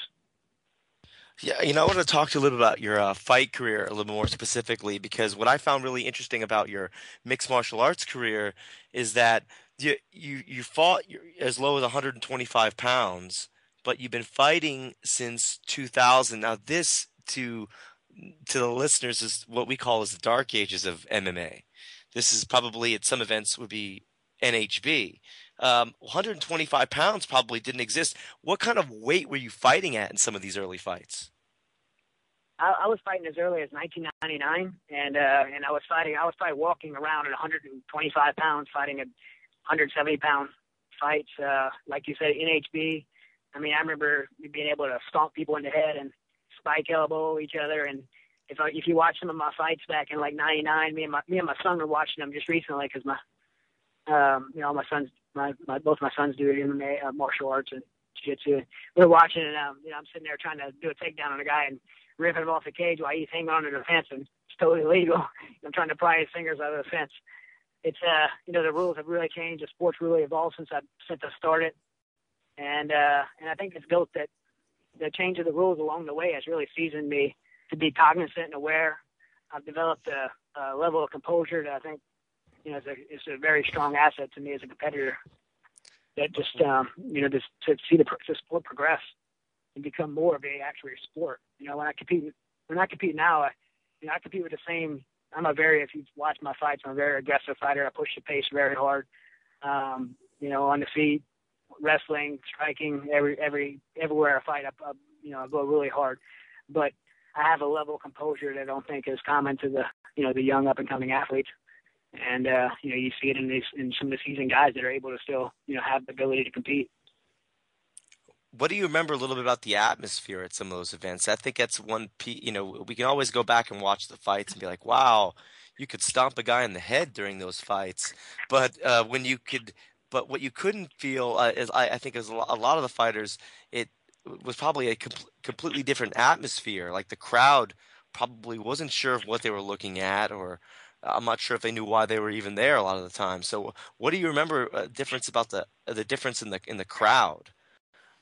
Between the sport's so much different. The sport's so much different now compared to then. I mean, it's better. I mean, the fans are educated. They know what they're looking at. I remember fighting, and it sucked because you're training as an athlete. I always ate well, take care of my body, and you're fighting in a. I remember fighting in this place in the middle of nowhere, and Sean Shirk was fighting, and we were in the back room, and he's like, man, these people are like smoking and drinking, and I take care of my body, and I got to breathe in smoke while I'm fighting as an athlete in a bar room. And, you get people yelling, my dog can fight better than that, and hit him, those guys. And it was just so weird. And the guys you're competing against as a martial artist, I'm competing against people that it was almost like the only advantage they even had to even be competitive with me was the weight difference. But skill-wise, as a martial artist, I felt so much more capable. So the skill levels are much more matched up. The fans are educated, know what they're doing. The promoters and matchmakers are able to equally match the commission. It's safer. It's more organized. The sport's come such a long way. I'm so proud of my sport for having done that. There's been a lot of people behind it that's really paved the way. And if it's come this far, this fast, I'm really excited for the next generation to be able to, as the sport continues to evolve. I think we're having some sound difficulties with Mr. Matthews' microphone here. Okay. What were some of the fighters that you enjoyed watching when you were not just coming up and presently? Like so obviously there were guys that you watched in the early 2000s and 99, and a lot of those guys are gone or are gone now, and there's a new crop. So who are the guys that you kind of watched and enjoyed watching fighting coming up, and who do you like? Who do you enjoy now? Because you obviously have a lot of tenure in the game and have seen the beginning to where we're at now. I used to love the tenacity of Jens. Jens Pulver used to be one of my favorite fighters. We came up around the same time. I remember fighting the World Extreme, seeing it before the UFC, him fighting there. And Sakuraba used to be one of my favorite fighters. I used to love watching a lot of the Japanese fighters. But man, now everybody's so well rounded and so exciting. There's so many great guys out there. I think in the World Series of Fighting, especially in my division, the World Series of Fighting, you get some really, really talented guys. I mean, Marlon Marias is he's fighting on the same card as me, and I think he's one of the best, the very best out there. And we come from the same team, but we both come from the Gracie Baja background and same team. He's at Henzo's, and I'm under Draccolino. But he's probably one of my favorite 135ers right now. Did you kind of notice that? What I was going to say is, did you kind of notice the shift in in the skill level going up amongst fighters, like somewhere around in the mid 2000s, or did you kind of notice that yourself? Did you walk into the gym one day and you're like, man, some of these guys are getting really good? I mean, obviously, a lot more people started training, or a lot more people are training now than there were then. But did you kind of notice that also, that they were, that you're obviously you stepped your skill level up while everybody else did, because you went undefeated for quite some time. So did you kind of forced me to? I mean, I'd say that forced me to really get better. I mean, I think what it was one of the evolution of the sport, but two is the combining of all the different athletes. I mean, the wrestling, you get these world-class wrestlers wanting to fight MMA, so they come into jiu-jitsu gyms, and then next thing you know, you get a black belt getting rolled up by a high school wrestler, and he's like, man, how can I learn benefit from that? So he starts learning wrestling, everybody starts cross-training, and the sport just evolved. And now you get guys that I train guys for 3 years, and they're high-level pro fighters after 3 years of training. And like that, you didn't see back when I first started this. You didn't see the evolution of a fighter that happened that fast. And I think it's just because you kind of cut the fat off of what type of things you need to train and you don't need to train. For sport. I've done my whole life. I've done traditional martial arts, Japanese jiu-jitsu, American jiu-jitsu. I was taught the Marine Corps martial arts program. I did all that combative stuff, but now when I train specifically for the sport of MMA. So I'm able to cut all that traditional stuff out, which I love. But when I'm training for a fight, I cut all that stuff out and I focus what works in the MMA fight. And that, so it just, when you coach some guys that way, the process of learning is so much faster. Where in the late 90s, early 2000s, you were training in traditional martial arts and going competing in a sport. And so I think people are training for MMA now specifically and know how to do that so much better. Makes sense. Now let me ask you this, Chad. Obviously, there's no better role model than who you said was your friend Randy Couture as far as the age of a fighter. I mean, he fought well into his 40s, but you're at 38 years old, if I read that right. And I was just curious. How do you find the energy and the aspiration to continue with the professional mixed martial arts career? Now that you're in your late 30s. Yeah, I keep waiting to get to start degressing, but every camp I'm like, man, my body's about to handle this. Every camp I feel better, and I think it has a lot to do with my diet. I really if Dr. Fitzgerald does Randy's blood work and controls his diet, and I've really got into the greens and I eat like probably a pound of spinach a day and berries. I'm like a big paleo diet guy. So I'm just really strong because of my age. I really focus on my nutrition and my fitness when I'm not getting ready for a fight. So I maintain my body a lot better than I did when I was younger.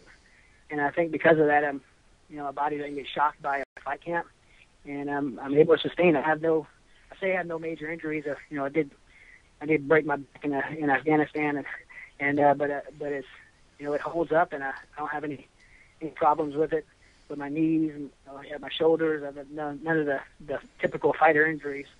I've been very blessed, and my body is holding up. So I still feel like I have years left in my career, and like I said, this camp, I feel better this camp than I did before, and last camp I felt better than the camp before that. So, I don't think the age is much of a factor right now. I think Randy won the UFC belt at 42. Right. And he's still a beast. So, that's amazing. He still runs the mat. So. That's amazing. Now when you go into let's say this fight, next weekend, you're fighting Andrew Yates, who is 14 years, younger than you. He's a 24-year-old undefeated up-and-comer. What is the thought process going in there? Are you looking to put your old, not to say you're old, but to put your old man strength on him? That's a term commonly used. You got the old man strength, and you have obviously probably a more mature character, more experience, not only in the cage and in martial arts, but in life. I mean, do you look at that as a huge feather in your cap and kind of an advantage? I mean, when you go against a guy so young and who's never lost a fight. Yeah, I mean, I hear the old man strength thing, and people always tell me how, I always get. It's one of the first things people say when they train with me. Like, man, I can't believe how strong you are for your weight. But man, I train with 18, 19-year-old guys. I'm like, I can't believe how strong they are for the same weight. So I mean, I think athletes are athletes, and regardless of what age, they could hit, the optimal performance. He's going to be tough. He's very experienced. He's fought a lot. He's 30 amateur fights, something like that. So he's going to be composed. The kid, he really believes in himself, and the people that he trains with really believes in him. So I think he's going to come in very confident. I think the advantage I do have is composure and ring control. I mean, he's not going to. There's nothing that Andrew Yates is going to do to me that's going to, at any time in 15 minutes, going to have me flustered or feel like, it's just not going to happen. I mean, there's nothing he can do to me that my training partners don't do to me every day. And so he's not going to break me. He's not going to fluster me. And I'm going to be in his face for, worst case scenario for 15 minutes, and he's going to have to deal with it. And either he's going to break or he's going to get drugged through 15 minutes of hell. I mean, I'm a very hard pace, and I push. I dig down deep and push, and if you can't keep up, you're gonna break, and that's what I plan to do. And I just think I think that overall experience and well-roundedness, the ability to dictate where the fight could take place at all times, is to be able to win the fight for me. Okay. Now, you're on the preliminary card, right? And I'm curious now. At this point in your career, do you have any goals? Are you looking to climb the ladder and contend, or are you just kind of taking it like one fight at a time?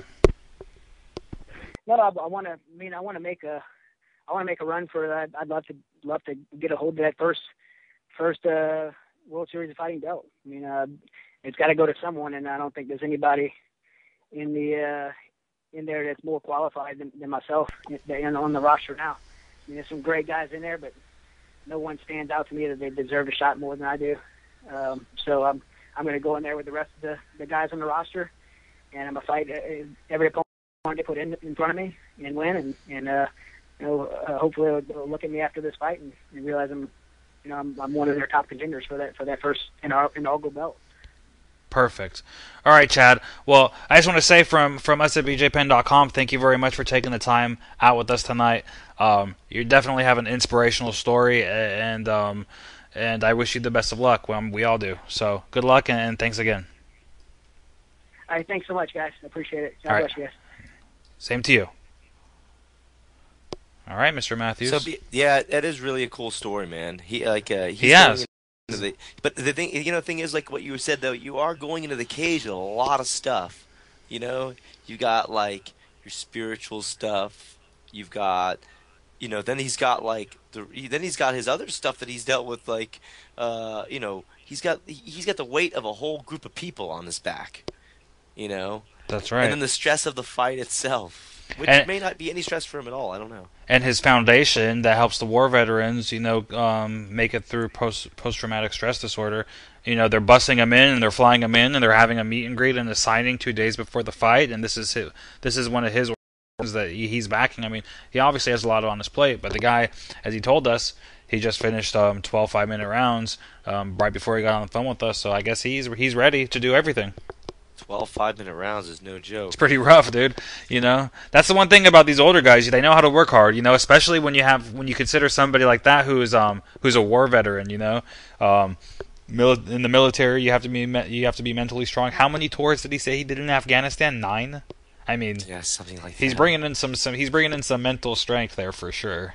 Yeah, that's what I was saying. I don't even know that the fight itself would be even a point of stress for him, because I think that the other things might be a point of stress or anxiety, but I don't think the fight itself, to somebody who's been on tours like that and has dealt with post-traumatic stress and um, had to deal with a lot of the peaks and valleys that he's had in his life. I don't know that the fight was really going to bother him that much, the fight itself. But it is a very interesting, inspirational story, like you said, and yeah, it'd be even more interesting or inspirational if he were to come out and win a belt over there. Yeah, I mean, it would be he'd probably write another book, another bestseller. Why not? It's at least another few chapters, right? Yeah. Yeah. So yeah, definitely good stuff, and some interesting backstories on the World Series card. I mean, and not just from that, but from every perspective. We had Volkmann on earlier. It's kind of interesting how he's looking at things, and so yeah, kind of an interesting card, and we'll see how it all plays out. And as we said, the two headliners who probably could be fighting under Zuffa banner at this point. Yeah, I mean, absolutely. I'm definitely more interested in this card than I was before we hopped on the air. I don't know about you, but yeah, but I've been wanting to watch Burkman. I've been watching all of Burkman's blogs right here on bjpen.com. They came out really, really well. I think that he's like really candid and honest in them. Yeah. And that's what really makes those blogs.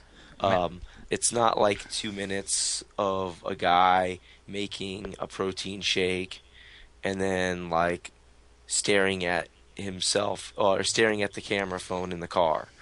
It's kind of like he's taking you step by step through his day to, so I like that aspect of it. He's uploading an average of like 30 videos a week to us, and then what I'm doing is I'm watching them all and I'm cutting them down and I'm picking what should stay and what should go. But yeah, full disclosure from Mr. Burkman, I mean his blog this week that we was just yesterday, as a matter of fact. He has a son named Legend who just celebrated his 1-year birthday last Saturday, and Legend took his first slide down a slide in the park, and Burkman recorded it. You know what I mean? Burkman was right there sliding next to him, and it's stuff like that. And it's weird because I've never even talked to Josh Burkman in my life. I've never met the dude. I know nothing about him, but I've seen all this tape on him and all these touching moments. Yeah, and you feel like you freaking know the guy. It's like I'm really excited to get him on the show, and he should be with us in just a couple minutes now. Yeah, I thought the blogs have some really good insight. It's something that we're gonna try to continue to do. We were gonna get it done. It's the fight just passed, and we were trying to get it done with Rafael Assunção also. And we'll get some more of these done. It was just kind of like it's not the first time, but this is kind of like the first time we kind of did it like this, where we kind of put our own spin on it, and I kind of like it like that. I kind of like watching the whole day play itself out and seeing it's just really candid and honest. It doesn't feel like somebody's cramming something down, like feeding me material, so to speak. Right, yeah. Again, I see all the videos and I'm like, wow, this dude's really cool, to give us that kind of access to him, Yeah, definitely. Props to Josh for doing that for us, and props to him really, for kind of going on this tear and, vaulting himself back into the, into the top 10. He's like, yeah, I mean, outside of the UFC has their own rankings, right? But most other major media outlets have also their not related to the UFC, and Burkman shows up as a top 10 fighter in the welterweight division on almost all of those rankings. So, I mean, really kudos to him for being able to accomplish that. After he already had his, he already had his time on, he already had his shine, I guess. And for him, most people had already written him off, and for him to come back so strong, it's an inspirational story in and of itself. No, absolutely it is. I think it's great, and he really stole John Fitch's shine. He just took it, and I couldn't be happier about that. Yeah, he took it, and he ran with it. And I mean, nobody gave him a chance in that fight. But Burkman believed. He knew. And again, man, he's looked good.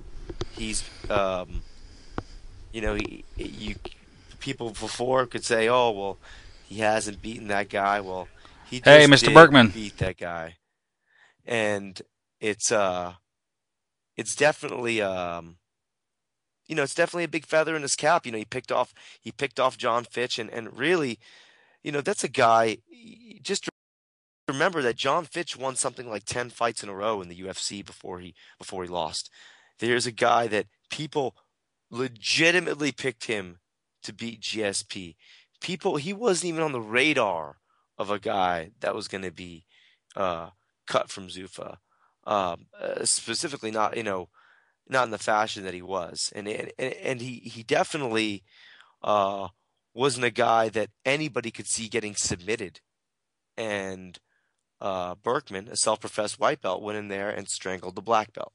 And that, again, it's not just the fact that he won; it's the nature in which he won. He went in there, put him down, and finished him, and that in itself vaulted him back on the map, back into the top 10. And I don't think he's done yet. He's fighting for the World Series of Fighting welterweight title next Saturday on NBC Sports, and we have him on the line. He's the headliner. Josh Burkman, what's up? Not much. How you guys doing? Doing good.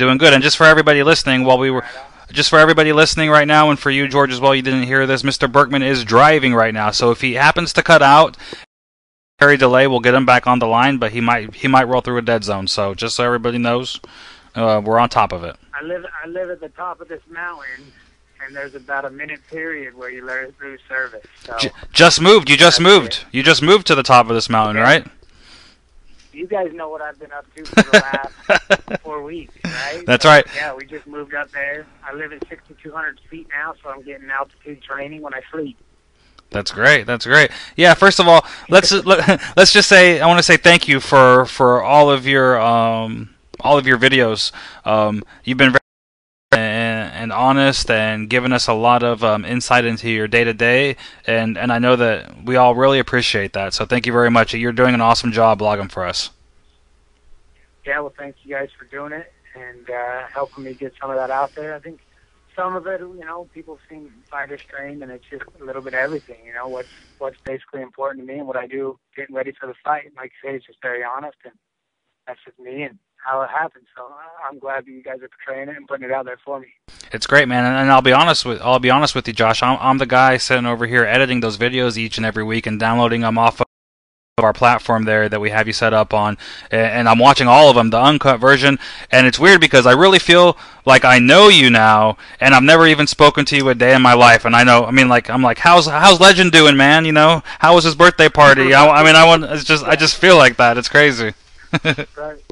No, I've had a few people, say stuff like that, and how your little boys won, that's cool, and it's interesting, stuff like that, it really does, make you accessible, especially, mixed martial arts fans and writers, and you're very involved with the fighters and the sport. And so I think it's cool to give them that's as real as it gets, right? I mean, that's really reality. So yeah. Thanks for doing that for me, and it's been cool for me too. Yeah. All right. So let's talk about this fight. We actually had Steve Carl on the show tonight as well.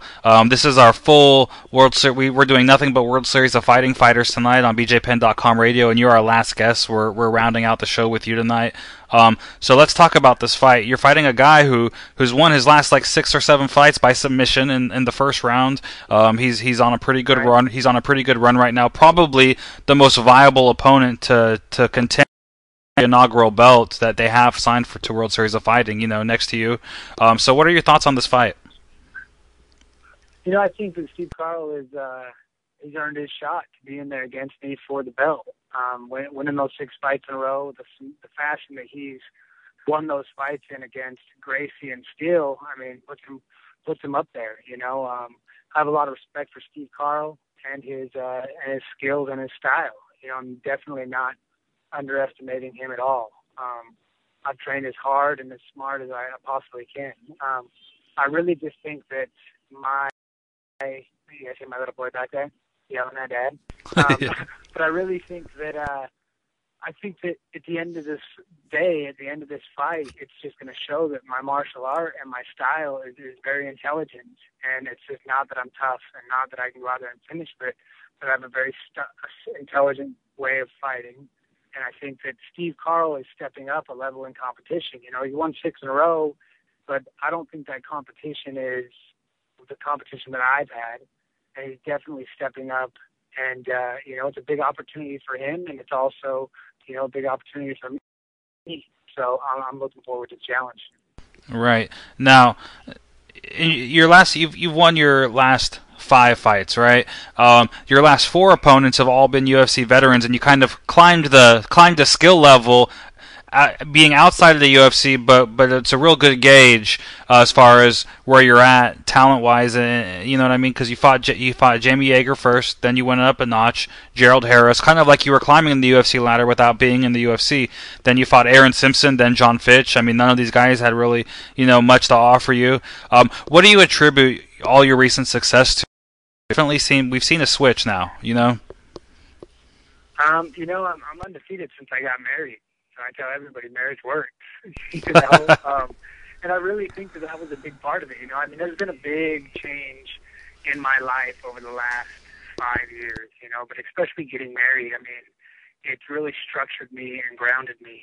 And then, you know, my house having a little boy, it took away all that selfishness and gave me more to fight for, and it just made me a better man and a better mixed martial artist. And, you know, not only that, but also, I think, you know, my team, it got elevated, you know, for years. Even when I was in the UFC, I never had a fight team. I was always traveling and training and putting together training camps for myself. So having a team and a group of guys around me where I'm helping them and it helps me, it just helps keep me at a higher level than I've ever been in before. So I think, you know, those things, marriage, a family, and a fight team has brought out the best in me. Do you feel like I mean, we were just talking about the streaks that both of you have been on, and we were actually speaking about it before both of you, before you were on the air. But do you feel like your streak, I mean, he's won 6 in a row, you've won 5 in a row, but the 5 guys you've beaten are pretty high level. Do you feel like you've been fighting better competition than he has been as he's coming up? Because it certainly does look that way to most fans. Right. I mean, there's no doubt the competition that I've fought is tougher than the competition that Steve Carl's fought. But at the same time, that's not going to matter on October 26th because Steve Carl's a very game and very talented martial artist. And, you know, we're going to see where his level is at, and we're going to see where my level is at. And that's what it's about, is competition. And, you know, that's who is going to represent this organization as a champion. You know, so there's no doubt that my competition has been stiffer and that Steve Carl's jumping up a level in competition, but I don't know that makes a huge difference on October 26th. So, you know, when you look at the way Steve Carl fights, a lot of his fights, he comes out really hard. He comes out really aggressive. A lot of first round finishes, especially recently, 5-6 submission wins in a row. Most are inside the first round. A lot of them are inside the first minute. Right, but when you look at that, I mean, you're not somebody that go. But the flip side to that is that you're not exactly that guy that just goes away that easily in the first round, in the first minute, things like that. You know, you've been known to drag guys through some really, really tough fights. Do you kind of look like that as a advantage to you? Because if he, you know, the way it looks like statistically is if he can't come out there and finish you really, really quickly, like that, you will eventually come out there and take over the fight. And just as we had said, we lost Mr. Burkman. Oh, just when it was getting good, huh? Just when it was getting good, huh? Yeah. So we're gonna wait. We're gonna wait a minute. We'll get him back on the line. That's right. That's unfortunate though. That happens. Yeah. No, it's all good. He's 6,200 feet, man, is where he's living at. Yeah. That's legit altitude training. If anybody didn't know, they heard Diego Sanchez talking about how he was training at 8,000 feet, running a mountain at 8,000 feet twice a week to get into shape for a tornado war with Gilbert Melendez, and this guy is living at 6,200 every day. Yeah. So legit elevation. yeah, legit elevation. That's it. That's gonna be, and again, we didn't really get a chance to talk to him about it just yet, but it really seems like he just has kind of like put some like good order into his life, where he's kind of, where he's training at this level, like at his level of dedication. I don't think a lot of guys are getting that. He's got a really good team behind him. He's got like the Court McGee, and he's got Well, he's with that whole pit elevated team with Miles and everybody. That's a great squad. Yeah. I mean, that's a great team, and I mean, it shows. It shows in his fights. Again, man, he's got a lot of experience. It's not like this is a guy that has just been picking off UFC guys like recently. I mean, he used to pick off UFC guys like on the regular. So, it's guys like Drew Fickett and Josh Neer. Those are the fights that people remember. People remember these fights with Fickett and Neer, and those are some really really fun fights, and those are quality opponents that that he's got victories over, and it looks like he's still getting better. Yeah, I mean, like, dude, I can't really say enough good things about the dude. You know what I mean? Like, forget the fact that he's blogging for us. I mean, beating John Fitch and beating Aaron Simpson and Gerald Harris, all three of those guys back to back. Those are all three fighters that I think are very tough and stern tests. I know that they want the UFC. First of all, I guess I could see Aaron Simpson how he was released, but Gerald Harris, I don't think he deserved to be released from the promotion, and John Fitch, he didn't really deserve to be released either. I mean, he's definitely proved himself in there with UFC caliber fighters, and not just a UFC caliber fighter, but a John Fitch who is one of the best in the world. So he's definitely doing things right. Yeah, I mean, like I said, the victory over John Fitch kind of like solidified him as like real, legit. Yeah. Like this wasn't like, oh, okay, I mean, he went in there and he did what nobody thought he was going to do, and he submitted him too. I do remember being told, I don't know about how many people, that you can't choke John Fitch. How many times have I heard that? How many times have you heard that? You can't choke John Fitch. Well, apparently you can choke John Fitch, because Burkman choked him unconscious. So, again, as you called him, a self-professed white belt. So, what does that say? It's a guy who's got a lot of skills. And he's still getting better. And he's back. We got him. Disappeared for a minute, but I'm back. Yeah. Did the mountain get you? What's that? Yeah, Did the mountain gets me, because you got to come around that dark side, and it's like the Bermuda Triangle for cell phones. So I'm trying to remember what we were talking about. What I was. You were mentioning Steve Carl's 6 finishes and how he comes out fast. Yeah, I'm not the guy to necessarily. Yeah, exactly. So do you kind of look at that and say, well, I mean, he's one of those guys that really likes to get it done in the first round, and in the first few minutes of the first round, and you're just not one of those guys that goes away in that time frame. See, do you kind of look at it like, well, I'm going to drag him into those waters where he's going to have to fight for a lot longer? No, I mean, it's my style when I was younger was just come out and come forward and go hard, and guys started dancing around and finding ways to fight me that they didn't have to come forward, and now I've just disguised my style in a way that makes guys think that I'm moving around, but I want to fight. You know what I mean? And I'm looking for them to engage, and I think any time that anybody engages me or tries to come at me aggressively, they get backed off. And I think if you watch all my fights, they're all like that. And, when you watch it and you study it, you go, how come those guys are, backing off? How come they're not being aggressive? There's a reason season, you know. And Yeah. so that's what I want. I want Steve Carl to come out, and I want him to be aggressive. And the more aggressive he's going to be, the shorter the night's going to be. I just think, you know, that's what I want to happen. And I'm expecting Steve Carl to come out and be very aggressive. You know, he's got a little bit of a drunken monkey style and dances around a little bit. But that's what he's got to be thinking. He's got to be thinking, I got to go out and I got to be aggressive and I got to go after Burkman. But if he does that, I promise it'll be a short night for him.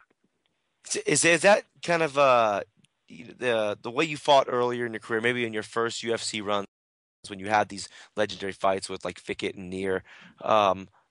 Did you consciously fight differently back then than you do now, and you made that change? And do you kind of attribute that change to some of your success also?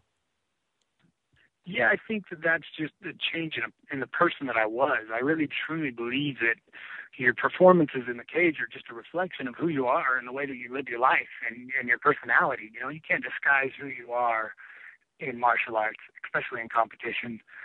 And now, you know, when I was younger, I was aggressive. I didn't watch film. I wasn't scared of anybody, and I just wanted to get in and fight. You know, to where now it's different. I'm more patient. You know, and I know that the fight is going to happen eventually.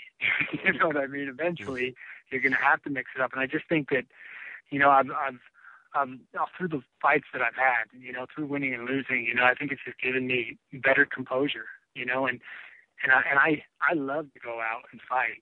I just think it's different the way that I look at it now. You know, and again, I'm a more patient person now. I've grown up. I'm more mature, and I live my lifestyle in a healthier, better way. And I really just think that is my performances are a reflection of that. How does explain to me the difference between the Josh Burkman that walks out to the cage now for a fight and the mentality, like what you're thinking when you're walking out to the cage now, and say the Josh Burkman that went out to the cage to fight, you know, at UFC, you know, Fight Night 4 or UFC 61, you know, where you fought Josh. Right. What was the difference between the guy that was walking out then and the guy that's walking out now? You know, I think the biggest thing is, you know, back then my lifestyle and the way that I trained was different. So my lifestyle, you know, I'd get in shape for fights, and after fights, I would get out of shape. I wouldn't go into the gym at all until I had another fight. So I'd get up to 200, 205 pounds, which I wasn't in bad shape. I was just built like a football player, you know.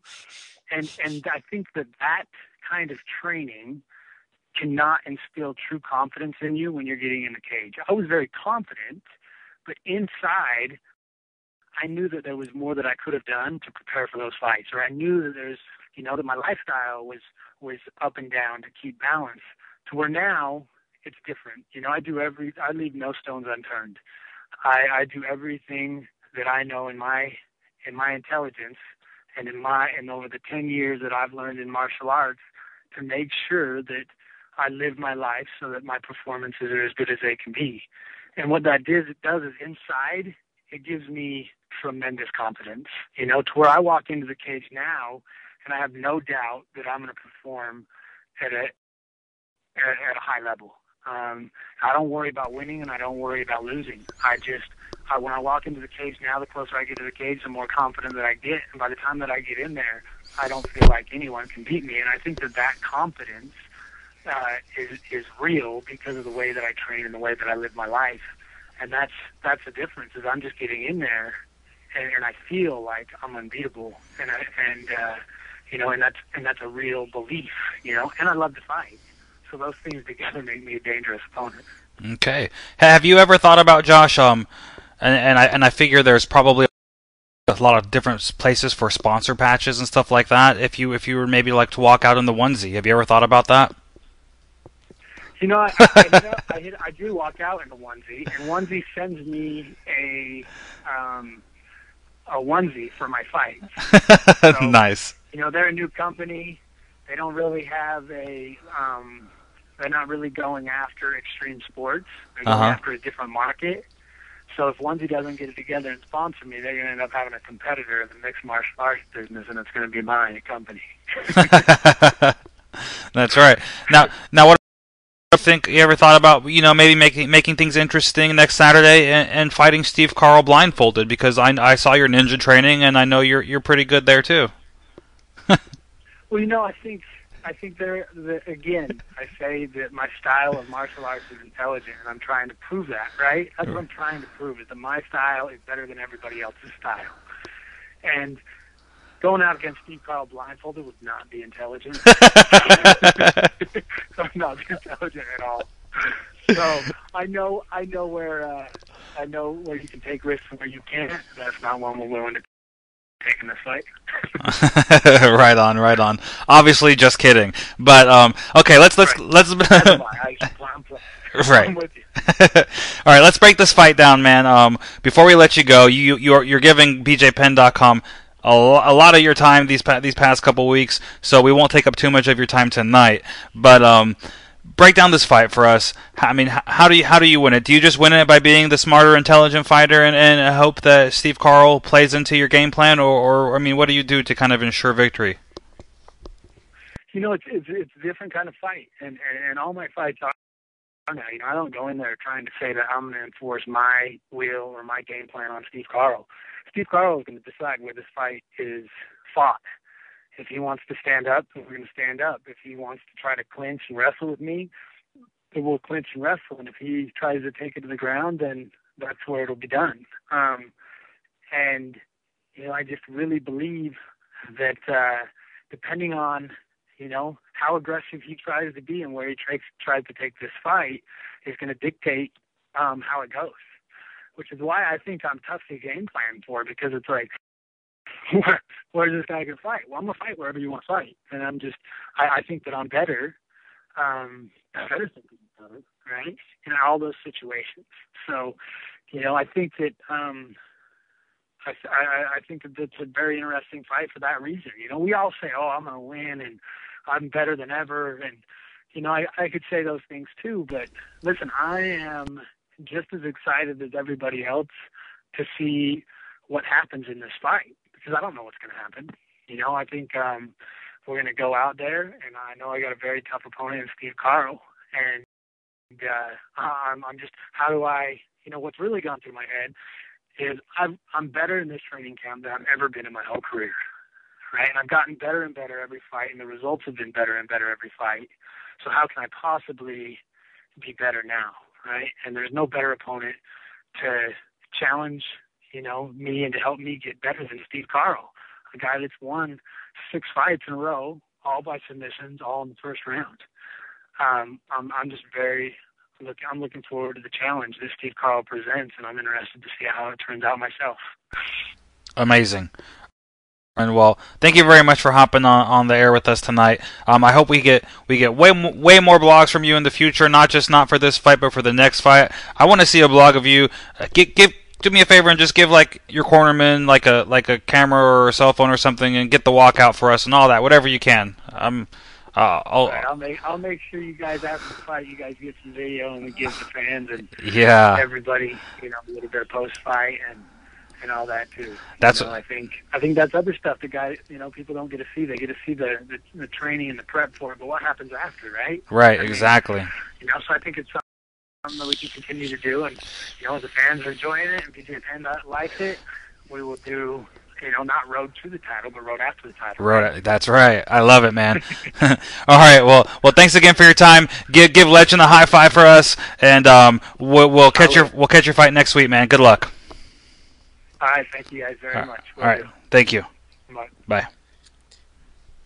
Could end up being Josh Burkman rode with the title. Yeah, exactly. What a cool guy, huh?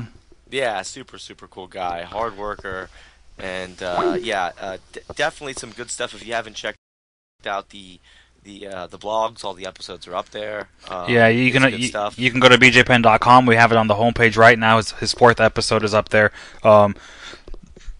Also, you can just, if you don't want to go to bjpenn.com for whatever reason, go to YouTube. YouTube / official BJ Penn is our channel. We have all his blogs up there too, so check them out. They're really good.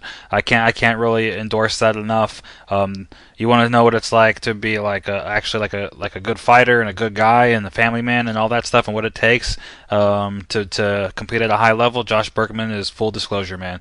Like I said, literally uploading like at least 30 videos a week to me, and he's definitely wants the fans to know what his life is like, and he's really opening up, so that's awesome. For people who don't know, who are just tuning in, he fights Steve Carl next Saturday night. That's the 26th on World Series of Fighting 6 in the main event, and you can catch that fight on NBC Sports. You can also check the prelims for our guys Chad and Jacob, who were on our show earlier, at WSOF.com, because they do stream the prelims live there as well. So that's pretty much our show of guests. Now, let's talk about this card tomorrow night, because this is really what's hot in MMA right now. Is UFC 166, Velasquez versus Dos Santos. And what we always do before a main big event like this is we always give our predictions. You and I go back and forth, and we want to, between you and I, we want a really good average. Sometimes we disagree with who's going to win, and I think I might have some surprise picks for you tonight. So you want to break down this card real quick and then call it an evening? It is Friday night. We'll break down the main card. I want to get. I actually have to head to a fight right now because Jucal is fighting in a few hours. He'll be probably fighting in about 2 hours. So that's right. And Kendall's fighting tonight too, and I want to catch that fight. I want to see Kendall fight. He's fighting on Bellator. Wanted to watch Kendall fight also. We'll just go ahead and we'll talk about the main card. How about that? Yeah, we'll talk about the main card, but let's not. I can't just break down the main card. We have to at least break down the prelims on Fox Sports 1, not the Facebook prelims. Yeah. But if you look at the FS1 prelim card, you have KJ Noons versus George Sotz, and Hector Lombard making his welterweight debut. Tim Bosch and Sarah Kaufman are all on that card. So without further ado, let's just get right Friday night going. We'll start with KJ Noons, George Sotz. I'll go first. I think KJ Noons takes it. I think George Sotz only real shot at victory in this fight is to be able to take him down. I think that KJ Noons doesn't have the very best takedown defense in MMA, but I think he has good enough takedown defense to keep it on the feet where he's comfortable and throw some big bombs on George Sotiropoulos. I think we might actually even see the elusive KJ Noons knockout that we haven't seen for many years come out tomorrow night. Even though Sotiropoulos is a 10th planet guy, that's part of my lineage. Unfortunately, I'm gonna have to agree. I'm gonna have to go the other way. I'm going against the 10th planet guy. Unfortunately, I don't think the chin is gonna. I just don't think the chin can hold up to the power. It just is. I've seen KJ clip guys and put guys down, and with better chins than Sotiropoulos, and yeah, I'm going Noons. Okay, very well. We agree there. Okay, next fight is Sarah Kaufman versus Jessica I. Now, I'll be honest, I really don't know much about Jessica I. Our guys on Fisticuff Radio Sunday nights, every Sunday on BJPen.com had her on their show last week, and she seems like a really cool girl. I don't really know much about her fighting, though. I do know a lot about Sarah Kaufman's fighting. I've been a fan of hers for a very long time, seen her fight live multiple times, done a lot of interviews, a lot of work with her in the past. Definitely pulling for Kaufman in this fight, not because of my bias, but just because I actually always believe in Sarah Kaufman. She's a tough bruiser, and she comes forward and she has very little quit in her. So to me, again, about Jessica I'm just going to go with what I do know, and that Sarah Kaufman always comes to fight. She's very tough, former Strikeforce champ. Picking Kaufman. Jessica I is a really, really tough girl. One of the better women fighters out there. Was definitely probably the best women's fighter that was available outside of the UFC hadn't signed yet. With that said, I like Sarah Kaufman. I just think that she has more experience. She's got more experience even in the gym. She's been training longer. I just think that she's been in bigger fights. I'm going Kaufman also. All right. Next up is Hector Lombard versus Nate Marquardt. Now, Hector Lombard happens to be one of your teammates at American Top Team, right? So that's something he's got going for him. He is making his welterweight debut tomorrow night. There's been a lot of rumors all week long that he was really struggling to make weight. Who knows how this cut is going to affect him? He looked pretty sucked in at weigh-ins today. But 169. Yeah, he came in a pound under. Too sucked in, though. He didn't look James Irvin sucked in. He didn't look like Skeletor. He looked pretty fucking sucked in. Dude, he still maintained a lot of his mass in this cut, though, too. He's still a big dude. I like to call him Mini Overeem. You know what I mean? He's just big. So, that being said, I think he takes the fight. For one, I'll never, ever make a call for Nate Marquardt. Not that dude. I'll never. I don't care if he's fighting Ronda Rousey or Misha Tate or a girl or like a flyweight. If he's fighting Mighty Mouse, I'll never pick Nate Marquardt to win. I'll keep my fingers crossed that he gets beaten decisively, and hopefully that's true. I don't think I need to go into the history of why, but that's just the way I feel. I don't really like the guy. I don't think he's a good ambassador for the sport. I actually hope that Lombard beats his ass and Nate Marquardt gets cut. Well, I was very, very honest with you. With that said, I'm going Lombard also. I don't think that Nate Marquardt has the wrestling to anything to Lombard. He certainly doesn't have the ground game. I don't give a shit who gave him his black belt, and I actually know who gave him his black belt because he trains 2 gyms over from me, and it's still not going to matter. Lombard is just simply better everywhere. The only thing to me, he's better everywhere. He's got more power. The only thing to me that is the intangible is what you said, how the weight cut go, how will that affect him? Right. I personally think he's going to finish Nate Marquardt, so it doesn't really matter. That's right. Okay, next fight. I'm glad we're agreeing, man. We tend to agree a lot on these. Okay, next fight, before we get to the main card, is CB Dollaway and Tim Boetsch. You know what? Every time, and this is kind of like, every time I see CB Dollaway lose, I kind of feel bad for him. I don't know what it is about him, but I just tend to like the guy. I think he's a real likable guy. He's one of these guys that he never seems like he's mean or rude or crass or anything like that. He seems just like a real likable, nice guy. Tim Boetsch is a bruiser. He's like his nickname's the Barbarian, and he actually reminds me of a barbarian. Even though he's had mixed success in the UFC, I can't ever get his fight with Matt Hamill out of my mind. When I think about Tim Boetsch, I think about that fight when he was just throwing those monster front kicks, and just like completely. I see that. In this fight, I have to go against CB Dollaway, even though, like I said, I'm a fan of his.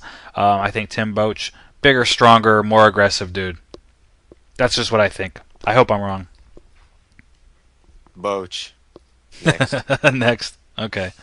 Next one is, who do we got next? That's Dodson and Montague. Yeah. Okay, I'm picking Dodson. It's going to be a good fight. I think that Montague's a tough guy. He's one of the better flyweights that was out there. But with that said, Dodson, I just think is better.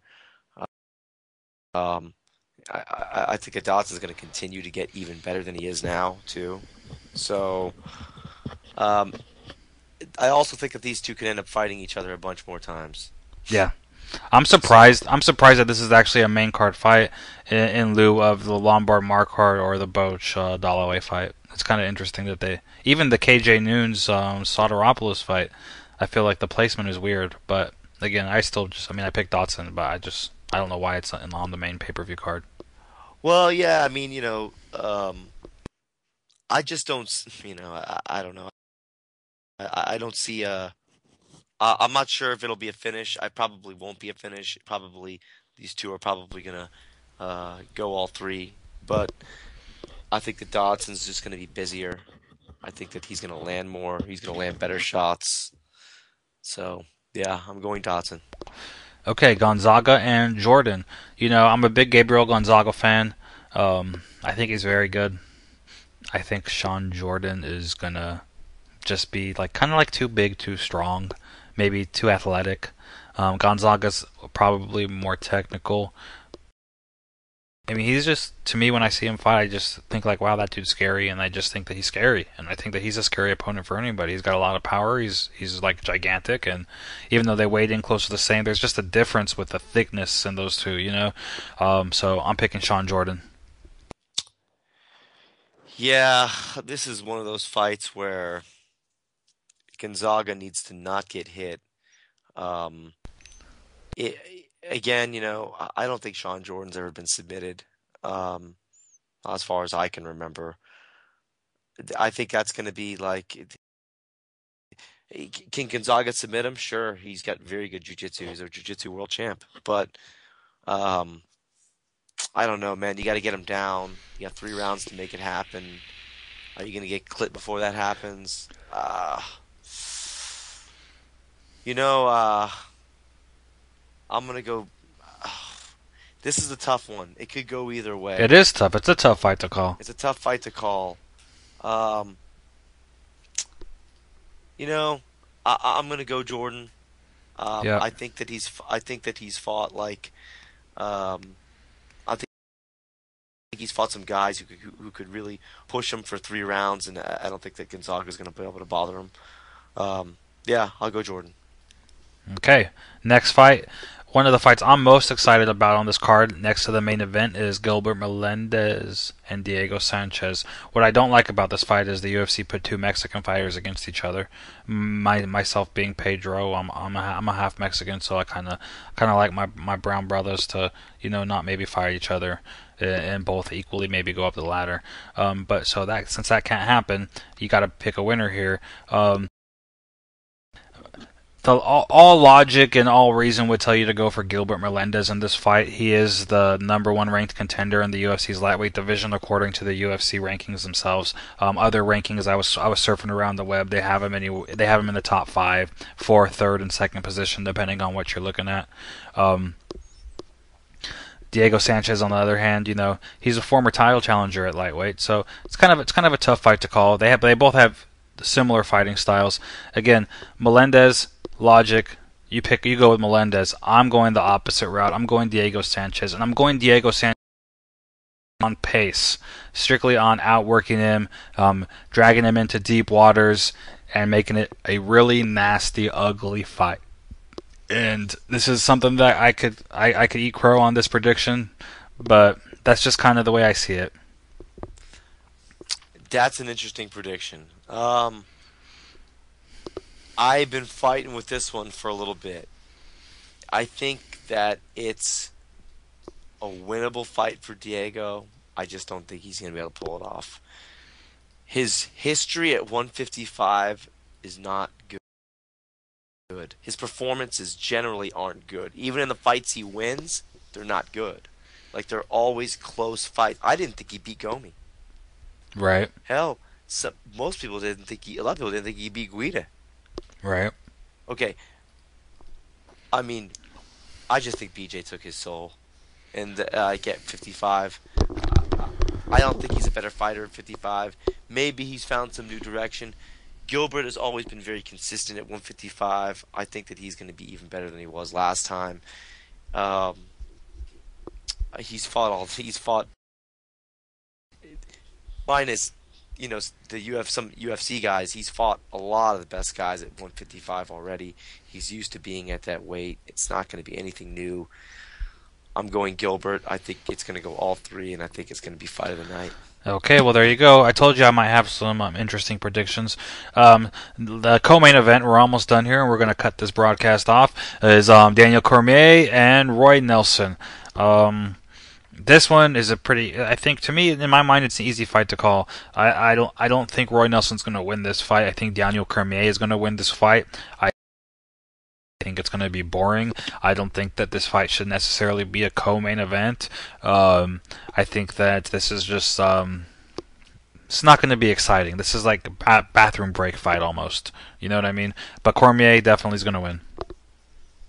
I'm going Cormier also. I do think that it might be a little bit better a fight than when you might make it out to be, only because Cormier's fight last time sucked so fucking badly That I don't think that he's going to let himself go to that level of suckage this time and completely bore us to death. Yeah, but here's the thing.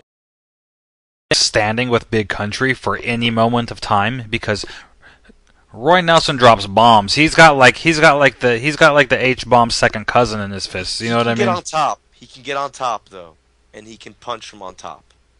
So he could get on top and ground and pound from on top. You know, Roy Nelson, for all the jiu-jitsu he's a black belt under Henzo, and that's a legit black belt. Yeah. No question, okay? The black belt is legit. He's won grappling competitions. He's legit. But how much of that is guard game? How much of that is guard game against a wrestler like that? Right. You know, I think that Cormier is going to get on top, and I think that he's going to be more apt to open up on him from inside the guard. You're right. He's not going. He'd be a fool to do it standing and take that chance. That wouldn't make any sense. And Cormier is not a bad striker by any stretch either. Right. But you know, let's get realistic here. You don't want to just has to clip him once. Yeah, you don't want to. Nobody wants to stand with Roy Nelson. Nobody in that division should. Their game plan should never be, I'm going to go stand with this guy. That's just not something that computes. Fabricio Verdum did it pretty good, but I mean, whatever. You're gonna get clipped once, and you know. Yeah. You know what I'm saying? Like, you don't even. And again, it's not saying like for sure you're gonna get clipped, but the chance is there that you're gonna get clipped, and you don't want to get clipped and then be like, all right, why did I do that? So, path of least resistance. I expect some clinch. I expect to take him down. I expect it to go all 3 rounds. You know. Will he be able to pull a high crotch lift on Big Country like he did with Josh Barnett? No, I think that would be amazing. 249 though. He's 249.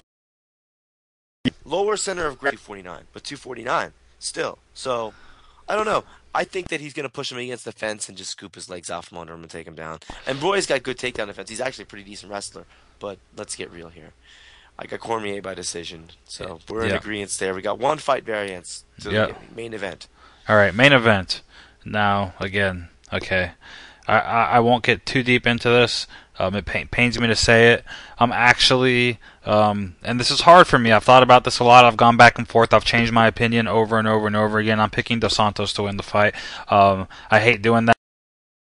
I'm a huge fan of our Mexican champion. You know what I mean? He's the only Mexican to ever win a heavyweight world title in any combat sports, and he's done it brilliantly.